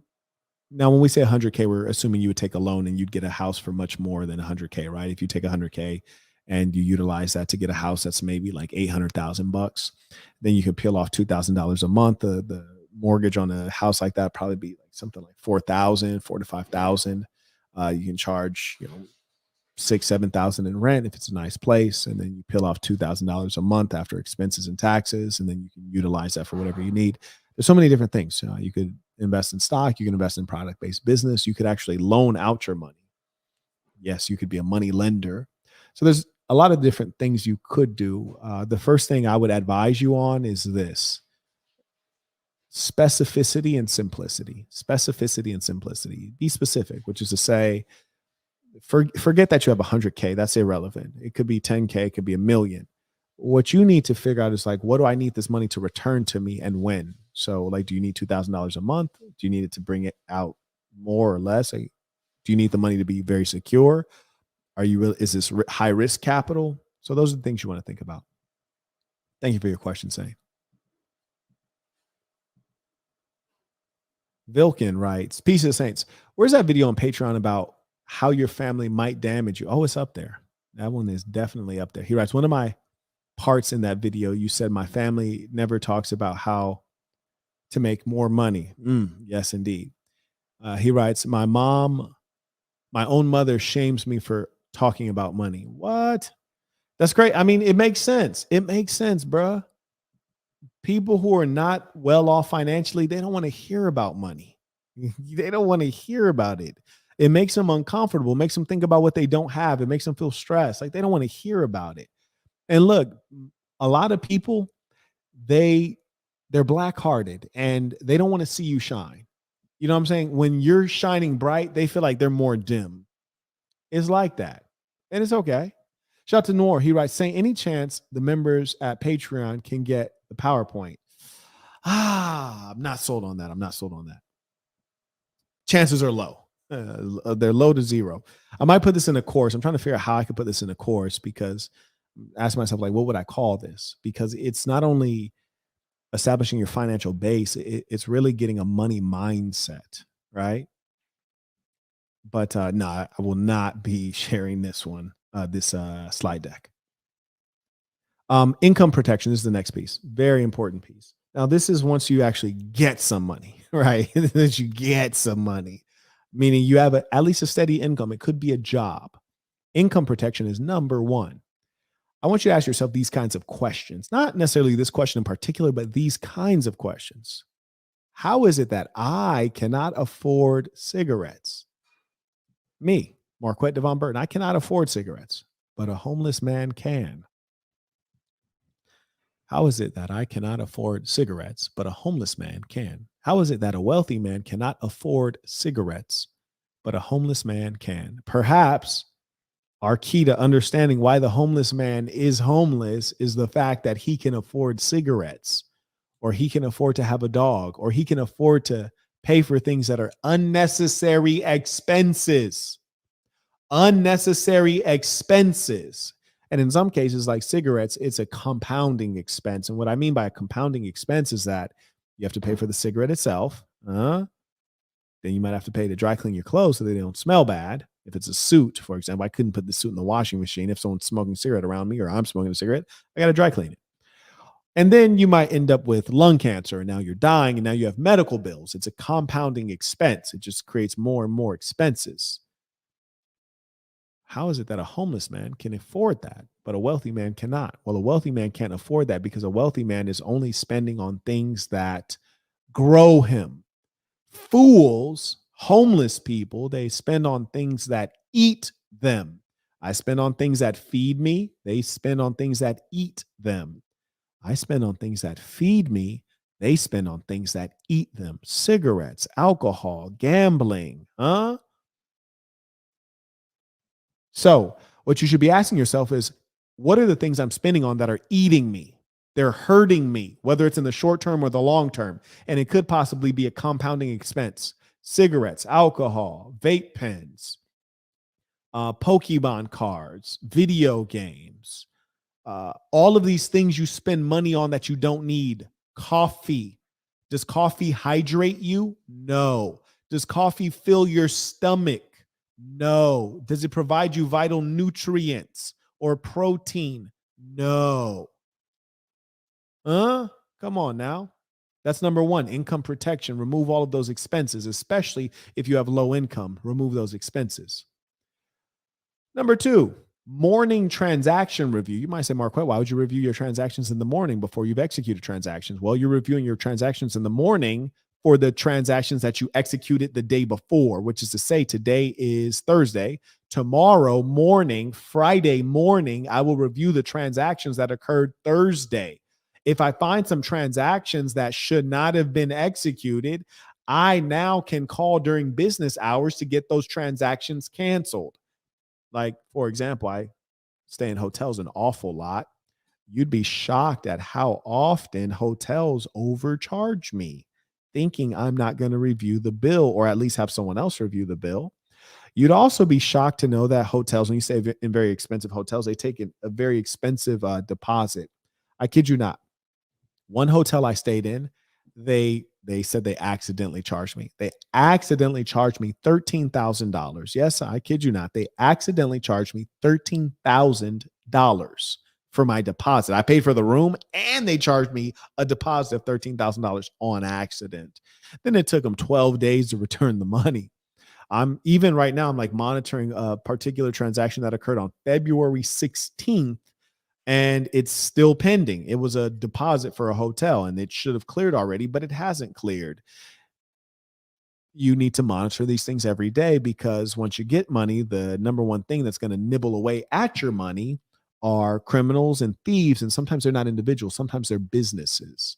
So you need to be looking at money going in and coming out every single morning. And that's for the previous day, which means you should do this on every day, every morning, so that you can maximize business hours to rectify the situation.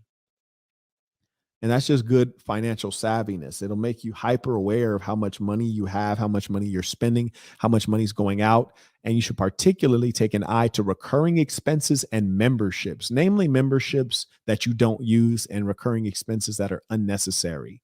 And we all have a lot of these things. It's a man's responsibility to be a good financial steward. As you grow even greater in your wealth, you're going to have to get with this in a higher level.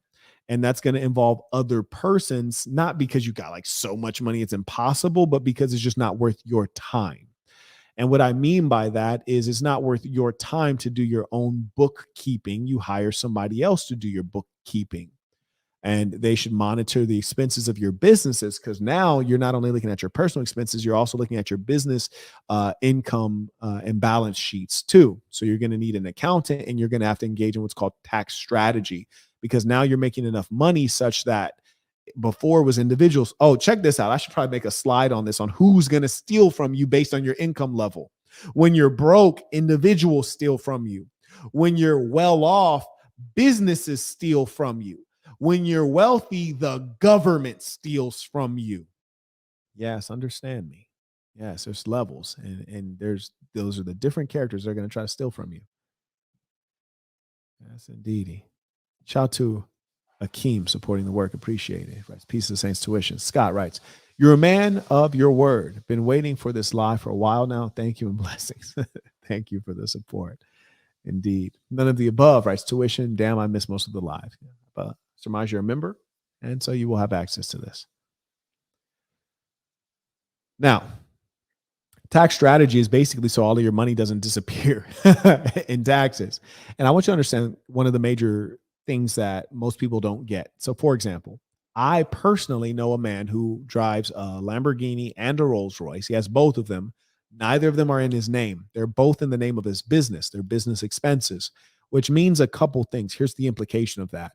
Number one, he got to pay for the Lamborghini and the Rolls Royce with pre-tax dollars, which is to say, if he paid out the money to himself as an individual, say for every dollar, he'd only get to keep 60 cents out of the dollar. So if he gets paid $100,000, he'd effectively only capture $60,000 after taxes. He's been robbed by the government.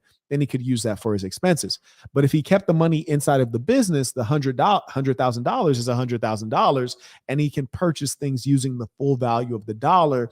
And then he could take the Rolls Royce and the Lamborghini as expenses and losses in the business. And then he still gets to drive around in a Lamborghini, drive around in a Rolls Royce. It's essentially his because he owns the company. He has full use of it.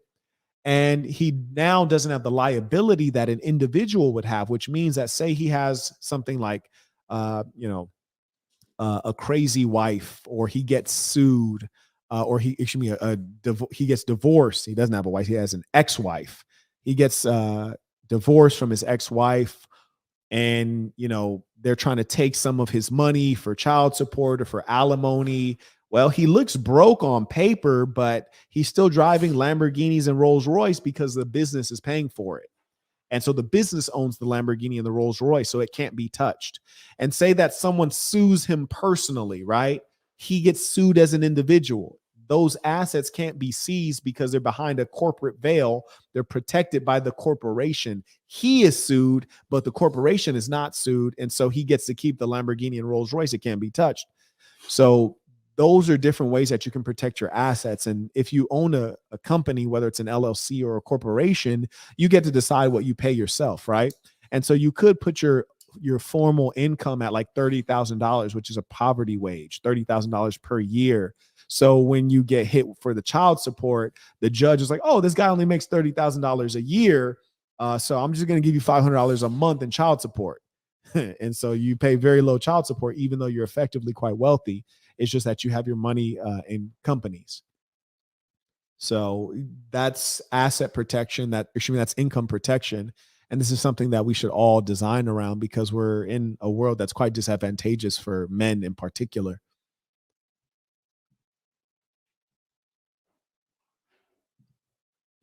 Shout out to Richard supporting the work. Truly appreciate that. Scott writes, question. Do you know if business LLCs still qualify for first-time home? No, they don't. No, they don't. Those first-time home buyer programs are usually for owner-occupant residences, which is to say it's trying to help low-income or young people get their first home. They're government-backed programs. They often involve grants and or a certain type of loan, and these loans are for individuals, not for LLCs or for investment properties. Saint Fitness writes, All Saints meeting Monday, March 6th. Shout out. He writes, I will email you the link. Marcos will be hosting it. I have something going on. Okay, very good. So we're looking forward to All Saints meeting, and let's remember to maintain the proper structure since we have all of the executives identified in the regions. And by the way, Josiah is the executive in Florida. So all the executives can report out what's going on in their regions, share notes, and then carry on with the meeting.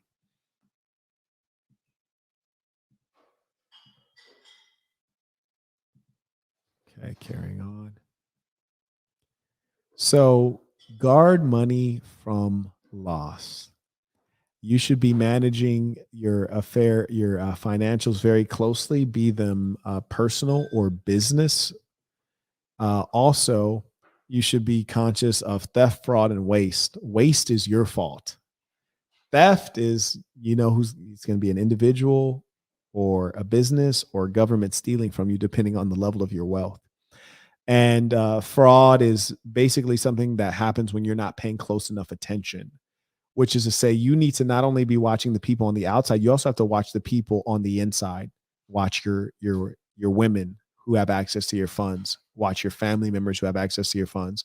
Watch your accountant. Watch your bookkeeper. I often will hire two people to do one job so that they watch each other. Huh? Yes, that's right. That's right. When I go through and do payroll to pay my employees, I got two assistants. I ask one assistant, Hey, verify the hours of the other assistant. Hey, you verify the hours of the other assistant. If anyone ever screws it up, somebody's getting fired. And they're never going to overpay the other person, right? Works beautifully. And then I do the third verification. As a businessman, you never want what's called a single point of failure. You always want to double check, triple check, especially when money's involved. Here's an important one: savings. Savings are critical. If you're not wealthy, if you wouldn't consider yourself wealthy yet, you should save at minimum 10% of everything you get in income. I don't care what your expenses are. You must save 10%. It has been said, if you save your money, one day your money can save you. So always save 10%. Some people might say, Marquette, what if I have to spend 100% of my income to survive and I don't have an extra 10% to save? My response to that person is, well, if you make $1,000 a month and 10% of 1,000 is $100, you go ahead and save that $100. They're like, well, how am I going to survive if I can't pay my rent because I'm $100 short? Well, you figure out how to find that $100. Get it from a girl. Get it from your auntie. Drive Uber for 2 extra days. I don't care what you do. Don't you ever be without savings, because then you can't even save yourself. Joshua Wright, free services such as Credit Karma is also a great way to monitor your debts. And you should, because you might see something on there, meaning that somebody opened up a credit card in your name and you didn't know because you're not monitoring your credit. It's worth keeping an eye on. Very good recommendation. He writes, it helped me along my journey tremendously and keeps me in check with my credit score when my credit score drops. And Joshua is in the real estate game, and you have to have credit to get your mortgage loan. So he knows this is real experience from someone who's really doing it. So I highly recommend that you listen, because one of the things I mentioned is to get advice from the doers, and he's doing it. And as I said, I recommend highly against taking out loans. The only good loans really are mostly just real estate loans, because there's a strong underlying asset there. Capital utilization. There's a number of different types of capital that you have as a human being. Your time is one of them. Your focus, your energy, your emotion, those are other capitals. Your money, those are capitals. First one, do not start impractical tasks. I can't tell you how many people come to me with pipe dreams. They want to do something that's completely outside of their wheelhouse, like something that's not realistic for who they are, not realistic for their connections, not realistic for their education level or their intellectual ability or their experience. You will expend too much capital doing things that you don't have any business doing. So don't start in practical tasks. Secondly, capital utilization, like how to use your money. I highly recommend that you stop paying rent as soon as possible, because rent is significantly more expensive than mortgage. You should ideally own the roof over your head. However, I want to make this very clear, and I don't care how rich, wealthy, well off you are. I recommend your owner occupied house is modest in the best neighborhood you can get into.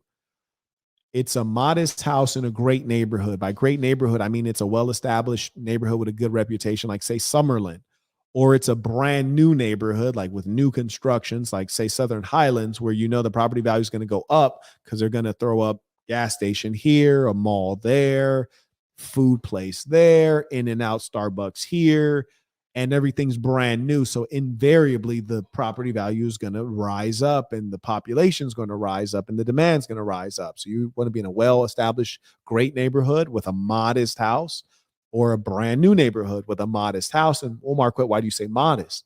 The reason I say modest, when you look at celebrities or athletes, when they start to go broke, you know what the first thing they usually do is? They sell their mansion. Yeah, they sell their mansion because it was their dumbest purchase, not because real estate is bad. Real estate is great. But it turns out that it's kind of hard to sell 10-bedroom houses. because most people don't have a practical need for a 10-bedroom house. So in a macroeconomic downturn, mansions are hard to maintain because the economy's bad, so they're expensive. And if you need to sell it, it's hard to sell at a proper market rate during a downturn because it is not useful to have 10 bedrooms in one single residence. So you should get a modest place so that it's very easy to afford and you can allocate your money to greater things. So if for your home should be modest. I'm not saying that you can't live in a modest house, 5 bedrooms or less, because none of you guys have 6 kids, right? So 5 bedrooms or less, and then you can own a 30-unit apartment building or 50-unit apartment tenement, 100 units, 100 apartments. Yeah. See, it's a difference. You don't live in that. That's drawing in income. Why would you buy a huge house to live in? It's not drawing income at all. It's just a waste. It's greater than a roof. You have too much roof. You want to avoid having too much roof. Shout out to Ramsey supporting the work via PayPal.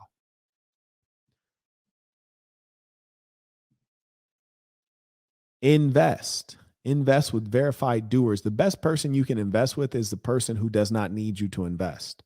Every time I see these online gurus, I get extremely suspicious when you see Grant Cardone saying, hey, just buy my real estate course. It's going to cost you $400. I don't even know what he charges. It's going to cost you $400 to buy my real estate course. I'm like, hold on, my boy. If you're making that much money selling real estate, why are you selling a real estate course? If you're making a lot of money selling real estate, why are you selling a real estate course? That's weird to me. There's a lot of such gurus on the internet. They're not doing anything out of like a pure drive to educate you or to make your life better. They're mostly just trying to sweep up a quick buck on someone who doesn't have know-how and savvy. So when you invest, you want to invest with verified doers. And one thing I can tell you about the guys who invested in my businesses, one thing I noticed consistently is that they were investing for like social reasons, like social and fun reasons. I kid you not. Like they were giving me money and they wanted to be friends with me, the entrepreneur. They wanted to help me build up something cool. They were older, they're retired, they have extra time, they're successful, and they want to try out something new, something interesting and fun. Like they didn't need the money. And also they've already been successful in the industry, so they could offer me help. They're like real doers. And I said, okay. So what I've learned from them is like, if I'm going to invest in something, I want to have enough income to where I don't need the money. Like I'm okay losing the money. And then secondly, I want to invest with people who are doers, like people like this, meaning that they're not saying like, hey, I need your money. So when they would come together, they'd create a syndicate or they create a group of investors, group of angel investors. They might pool funds. Like maybe I meet one guy and he says, yeah, Mark, I'll write you a $25,000 check. And I'm like, well, I need $250,000 or I need $500,000 in this round. They say, okay, cool. I got a couple buddies, John will do 100,000. So-and-so will do 80, so-and-so will do 75, so-and-so will do 25. His wife wants to become an investor. She'll throw in 10,000, whatever, just let her do it, and they put together this group. And these are all doers, and none of them are investing because they need the money. They're investing because they're friends. They like, this is something that's a joy. The worst thing you can do is give your money to someone who needs it. It sounds counterintuitive. The worst thing you can do is give your money to someone who needs it. Give your money to someone who will accept it, but they don't need it. They might want it, but they don't need it. And this is kind of how banks operate. Think like a bank. For example, this is what I mean. Pay attention. If you have high credit, right? If you have like an 800 credit score, if you have like a really good credit score, you probably don't need credit. Huh? People who have bad credit scores, these are generally poor people. They generally need credit, but the bank won't give them any. The bank only gives credit to people who don't really need credit. The bank only gives money to people who don't really need money. There's wisdom there. Pay attention to it. I hope that was clear. I might have to go back over that one. Richard writes, is being a franchisee negative $15K for a mobile detailer a good choice at 22 for a business that's 10 years up and running? The business is 10 plus 10 up, currently negative 16 in debt for coding. Thoughts? Okay. Shout out to you for being highly specific in this super chat. We all have to respect the hustle. I really like that. I really like that. Okay. So number one, you put being a franchisee. I think franchises are actually really neat opportunities in general because you get something that is something that works, right? Like if you get a Starbucks franchise or an In-N-Out franchise, I don't even know if you can franchise In-N-Outs, I wish, right? Or you get a Five Guys or Steak and Shake franchise, whatever the case is, then you're like, I've had their food. I get it. I like it. I know I know why people like this stuff. I understand this business. Okay, cool. Now, generally speaking, I don't like the food business because it involves regulations. I always try to stay away from regulations. It also involves low profit margins unless you're selling alcohol, right? Food business doesn't have great profit margins. If you're selling alcohol, you have much better profit margins. You can mark it up a lot. So generally, I try to stay away from that. In as much as that is the case, I don't know if you're necessarily looking at a food franchise. So that's number one. So when you say, is a franchisee negative 15K for a mobile detailer?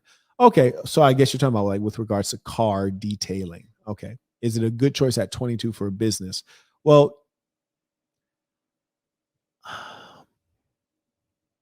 I'd really want to go through the specifics of this, and I'll tell you why. And I was actually just talking to a guy earlier today. I took my Rolls Royce to a particular place to work on it. It's like the third place. Spent so much money. It's crazy. And I was asking him while I was there, because I was looking at another antique. I was looking at getting a particular type of antique Cadillac. I think it's a Brougham, has suicide doors on it. Gorgeous car. Very roomy, like limo style, a long wheelbase, beautiful car. And I was saying, hey, what do you think of this kind of car? I was like, would it be easier to service than my Rolls Royce? Because most people don't want to touch the Rolls Royce because they're scared to break something. They don't even want to touch it. I was like, if I got a Cadillac, an American antique, like, would it be easier to get work done? He was like, yeah, for sure. It'd be easier to get work done. They're more common cars. They're less expensive. People aren't scared to touch them. I was like, yeah. He's like, yeah, absolutely. He's like, but here, I'll tell you this. It's ironic because he told me exactly what I'm always telling you guys. He said, look, kind of money you're going to have to spend if you want to get like a car that's 50, 60 years old and in mint condition, you're going to have to spend a lot of money. He's like, so obviously it would be smart of you, once you find the car you like, to spend $200 to $500 to get a diag bumper to bumper and have an expert let you know what's going on with the car before you go out and spend fill in the blank tens of thousands on it or hundreds of thousands. I was like, that makes perfect sense. That's exactly what I say. I was like, yes, sir. Yes, sir. So I say that to say this. I would really want to have a consultation with you and go through this mobile detailer business, because you're talking about tens of thousands of dollars, right? You're talking about negative 15,000 here. You're talking about the business is 10,000 up or 10 plus 10 up. Well, let's figure out what you're talking about. Let's go through the details. The truth is that you don't want to try to make meaningful decisions with minimal information. Right here, we have good information. You provided probably as much as somebody could get in a super chat, but it's still not enough that I will feel comfortable telling you, yes, go forward, or no, don't do that. I will tell you that just one thing I like about you is that you're thinking about something that's reasonably simple, and it makes sense for your age range and your level of experience. But I don't like the business of mobile detailing in general. I got multiple cars and I've never used mobile detailing. And I also have a lot of disposable income. So this would be something that should make sense for me, but being that I've never done it, I got to wonder why. So we would want to have a conversation about that. So in short, I'm saying let's dig in a little deeper. And there's some ways to test this too. Really, and what I mean by test this, I mean test the market. I actually did this with a saint named Greatness in his last consultation, because he was looking at doing a emergency towing for big rigs for like 16 wheelers. And I said, okay, cool. Let's test the market real quick. And we actually did that during the space of the consultation. It was very informative. Marcus writes, part one. Marquette, Bridget, can you bring me that other backpack briefcase? I think I have my eye drops in there and my lenses are dry. The black. He writes, Marquette, I've started working on an app. Congratulations. And the domain name is rather expensive. Don't get it. It's not necessary. He writes, but I'm willing to pay for it. Don't pay for it. That's completely foolish. Mobile apps are found not on a domain, but they're found in the app store. So don't waste your time. There are a bunch of apps that have similar names, but they have a very low downloads and are not successful. We should have a consultation about this. Number one, app development is very expensive. I don't know if you're working on this independently. I surmise that you're not. I hope you're not. And depending on the nature of the application, you might want to be native on iOS and Android, depending on the simplicity or complexity of the application. We should talk about it. This is where I specialize in mobile technology deployment and profit. You heard me? Like, I know how to turn it profitable. But here's the thing that I can probably predict about your mobile app, because most people make this mistake. How does it make money? That's the number one thing I want to hear about, is what is your business model, and is your business model realistic? Anyone can make a great app, but to have a great app with a great business model is extremely difficult. And I'll tell you why. Let me give you a test, Marcus. In fact, everyone, do this test. Do this test for me, for yourself, really. Look on your phone, and of all the apps you have on your phone, ask yourself, how many of these apps have I paid to use? How many of them have I paid to use? You might have 100 apps on your phone and you've paid for 0 of them, or maybe you paid for 2 or 1. So that's a difficult business when you're in a business when people expect the product to be free. That sucks. Oh, for real, man.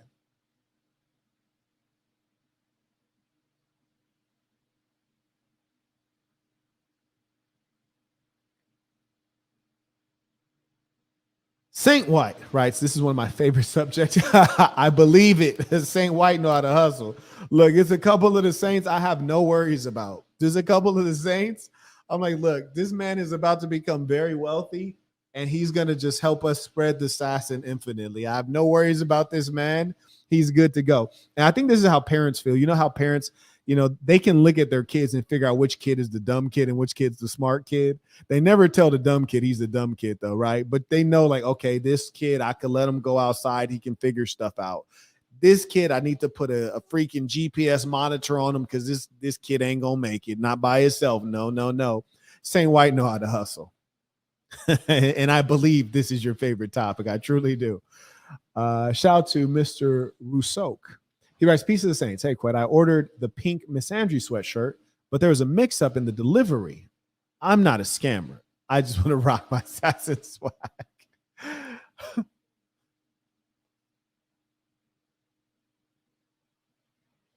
Okay. Email support@marquettism.com. We'll get everything figured out. This man said, I am not a scammer. That's good. That's good. I'm happy to hear that. I appreciate you. Oh, goodness. What's that?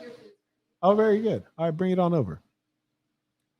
Marcus writes, part 2, the name is easy to remember and marketable. Should I still create it even though there's a lot of Marcus, look, I've been in the app business. It's a complex business. The business models are very difficult. Even getting downloads is difficult. Having good daily active users is difficult. It's not an easy business. It's glamorous from the outside. It's very hard to execute on. A lot of people get into that business and get flamed. For you in particular, I highly recommend a consultation. I usually don't say that because, truth be told, I don't really like to give consultations. It slows down my day.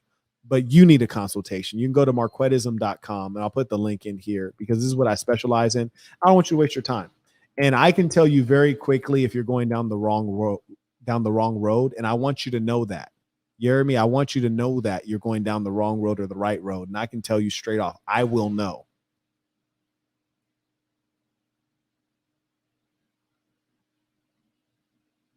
Carrying on. And that's just love, man. That's just love. I've experienced a lot of joy and pain in that industry, and I want you to be able to win. I just want you to be able to win. Shout out to Saint S.A. He writes, thank you for this. I will be putting this to use. Peace of the Saints. Absolutely. I think that might be Aiden. I'm not sure that's Aiden. If that is Aiden, I was trying to put your lady in a group with Deen and another lady Saint, Giovanni's girl, who are both working on Lady Saints meetings. So I want to put her in a group on IG DM, but I couldn't find Deanne's IG. So I ended up getting, had a greater priority. But if you remind me, I want to put her in a group so that the Lady Saints can link up. I think they just recently had a meeting, and want to have her be able to be included in that. None of the above writes, do not pay for the domain. Marcus, agree. Speaking from personal experience, indeed. He writes, also, if the app is free, then you are the product. Now, did he mention the app is free? I don't know if he mentioned that. I hope the app is not free. I hope there's something in the application that's worth paying for.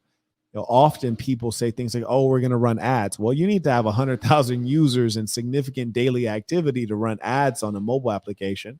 Or they say we're going to have a freemium model. The first X, Y, and Z is free, and then they pay for this. That usually doesn't work. I mean, if whatever they're going to pay for later is really valuable, why can't we get them to pay for it up front? Because you're presupposing that you're about to get a whole bunch of downloads, which is improbable. Now, there's so much I could do a whole live on just apps, and maybe I will. Maybe I will. Might be interesting. Maybe I will. Have I not done that already? It's kind of crazy if I haven't. Yes, indeed. I need to get Deanne's, and then Giovanni's girl is the one who's been organizing it. So we'll have her and Deanne, and Deanne has also some stuff like foundational stuff she's done. I don't know if she was a part of the last Lady Saints meeting, but we want to get them linked up. They're pretty much running with it, doing their own thing. So let's get them all linked up. Shout out to Daryl. He writes, appreciate the knowledge, my boy. Shout out to Daryl. I grew up with the Saint. You did. Went to middle school together. Appreciate you. Okay, where are we? Yes. This is my favorite part right here. We're going to break some hearts here.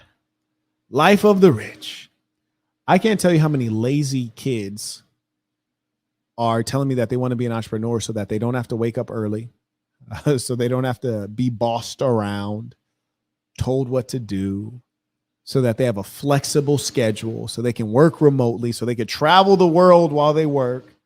Well, mostly that's not what entrepreneurship looks like. Entrepreneurship looks like long hours, looks like managing a lot of people, being responsible for their lives at a level, right? You're paying salaries. They're using their salary to support their family. It's a lot of responsibility, could involve stress, headache. Yes, I've seen people be mentally paralyzed, emotionally paralyzed by being a successful entrepreneur.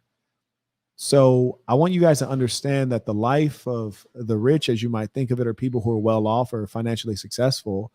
The idea that they can stop working is completely foolish. And in fact, if they do stop working, they're going to go broke just like you. And part of the sadness of why they're going to go broke is because as their income increases, what they generally do is they buy a bigger house, they buy more cars, faster, exotic cars, luxury cars. And now they have to keep working just to maintain that lifestyle. And that's why the first thing that I told you guys is if you're going to be wealthy, fine, get a house. You should own the roof over your head because it's cheaper than rent, not because you want to own stuff. You really don't, but just because it's cheaper than rent, you're saving money. That's why. And I said, you're going to get a modest house in a great neighborhood, modest house, 5 bedrooms or less. You're not trying to increase your expenses such that you make yourself a slave of your own success, right? You increase your expenses so significantly now that you got a house, you paying $5,000 a month for the house. You got a car, you got 3 cars, you paying $2,000 a month for this lease, $3,000 a month for that lease, because you got to have 2 or 3 cars. You got to switch up, right? You flying around the world, private, semi-private, you got the fancy clothes. Now your expenses are through the roof. You got $30,000 a month in expenses, just in money going out the door. Now you have a problem. And now you have to work. Now working is not a pleasure. You have to work. You might be the boss. You might even be rich. You might be able to call yourself rich, but you're working like a dog. Don't do that to yourself. But do be aware of the reality that you don't get to stop working once you're wealthy. If you stop working, you're going to go broke. Even if you're not overspending, you're going to go broke. You're going to lose because the world keeps going. Inflation occurs. Different things eat away at your wealth. You have to always be increasing your skills and increasing your business efficiency. I'm going to give you 2 examples of how I've done this recently. The first thing that really shocked my system was, number 1, I was out buying a new phone because I got employees in South Africa, in Cape Town. And when I go to Cape Town, I like to have multiple phones so that, I could have them keeping the cameras rolling while I'm, doing my lifestyle content, for example. I want the cameras always rolling live. So we need each phone to have phone service. We need the latest phone. So I went to go get the newest iPhones. And they were telling me that, and mind you, I got a ton of SIM cards because I do business in a lot of places. I have banks in different countries. And so I need a SIM card for that country because you can't have a bank account without having a phone number and an address in that country. So I got a bunch of SIM cards, right? So I show up to the Apple store, with a bunch of SIM cards, like, all right, look, I need a couple iPhones and here's my SIM cards connected to these. And they're like, oh, we use eSIMs. What? What's an eSIM? They're like, yeah, it's a eSIM. It's not a physical SIM card. You can have multiple numbers connected to the one SIM card. Now, admittedly, I'm suspicious, right? I'm suspicious. Like, what kind of government control are y'all trying to sign me up for? I'm suspicious, as you should be. And I'm sure that there's some government control effort behind it. I wouldn't be surprised. But I was really scared and shocked and saddened and disappointed in myself because, like, I grew up in the mobile app business. I'm traveling around the world. I use a lot of phones, a lot of telecommunications. How did I not know about this? I should have knew about this before it even got to market. How did I not know about this? I'm off point. I haven't been increasing my skills. I haven't been increasing my skills and knowledge. This caught me off guard. That's unacceptable. And based on that, I was like, I had one tech business that I've been wanting to work on. I've been working on it slowly. I got to work on it very quickly. I was like, I can't be left behind. I got to get back at this. Got to increase your skills or else you're going to lose. Then the second thing, increase business efficiency. So I said, I'm always thinking long-term. Last time we did the backpack briefcase, we did this beautiful piece right here, the brown one. These babies got sent out quick. That's because we were sending them out from here. I had, my staff on site sending them out. But I said, nah, I need to increase business efficiency. I need to bring in a partner. I need a warehouse. I need formal shipping. We need to do bigger bulk orders. I need to increase efficiency, bring down the per unit cost to me, and also like bring in some good partners who can do the shipping at a better price because we're doing it in bulk and they specialize in that. I don't want to use employees that do other things for shipping. So I'm increasing my efficiency. Now the black backpack briefcase, this one right here, this beauty, well, this one is taking a little longer to ship out. I endured some pain in the short term in terms of dealing with new partners, but in the long term, it'll be better for my business because I've increased efficiency because I'm lowering costs. I'm doing more business. I have more partners. And is going to be overall better for everybody, better for the consumer, better for me as a business. So I'm increasing my business efficiency, even though I don't have to, right? Like I can make good money doing it the way I've already done it, but I still have to figure out how to make incremental improvement, just like I have to make incremental improvement in my knowledge and incremental improvement in my skills, lest I will be left behind. Because just imagine I show up calling myself a mobile app developer, and I didn't even know that the iPhone now has the eSIM. Not to say that has anything to do with my business. It has nothing to do with mobile application development, nothing at all. But all the same, it's something that I should know. And so it was just a wake-up call. You never are done. You have to keep learning and keep growing, or else you're dying. That's when you become old. That's when you become old news.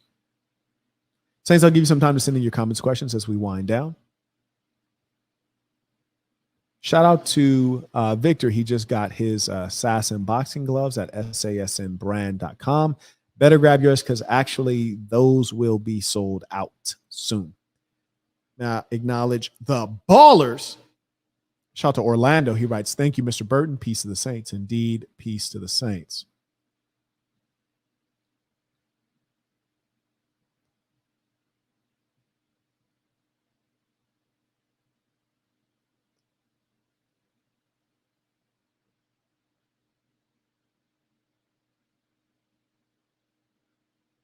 Saints, it's been a pleasure to have this time to fellowship with you. Let us end with our tradition, the Creed of Assassin. Repeat after me with full conviction, knowing this is true of you, the Creed of Assassin. I'm going to be who I truly am because I am remarkable. And I'm going to strive every moment to show the greatest part of who I am. Until next time, peace to the saints.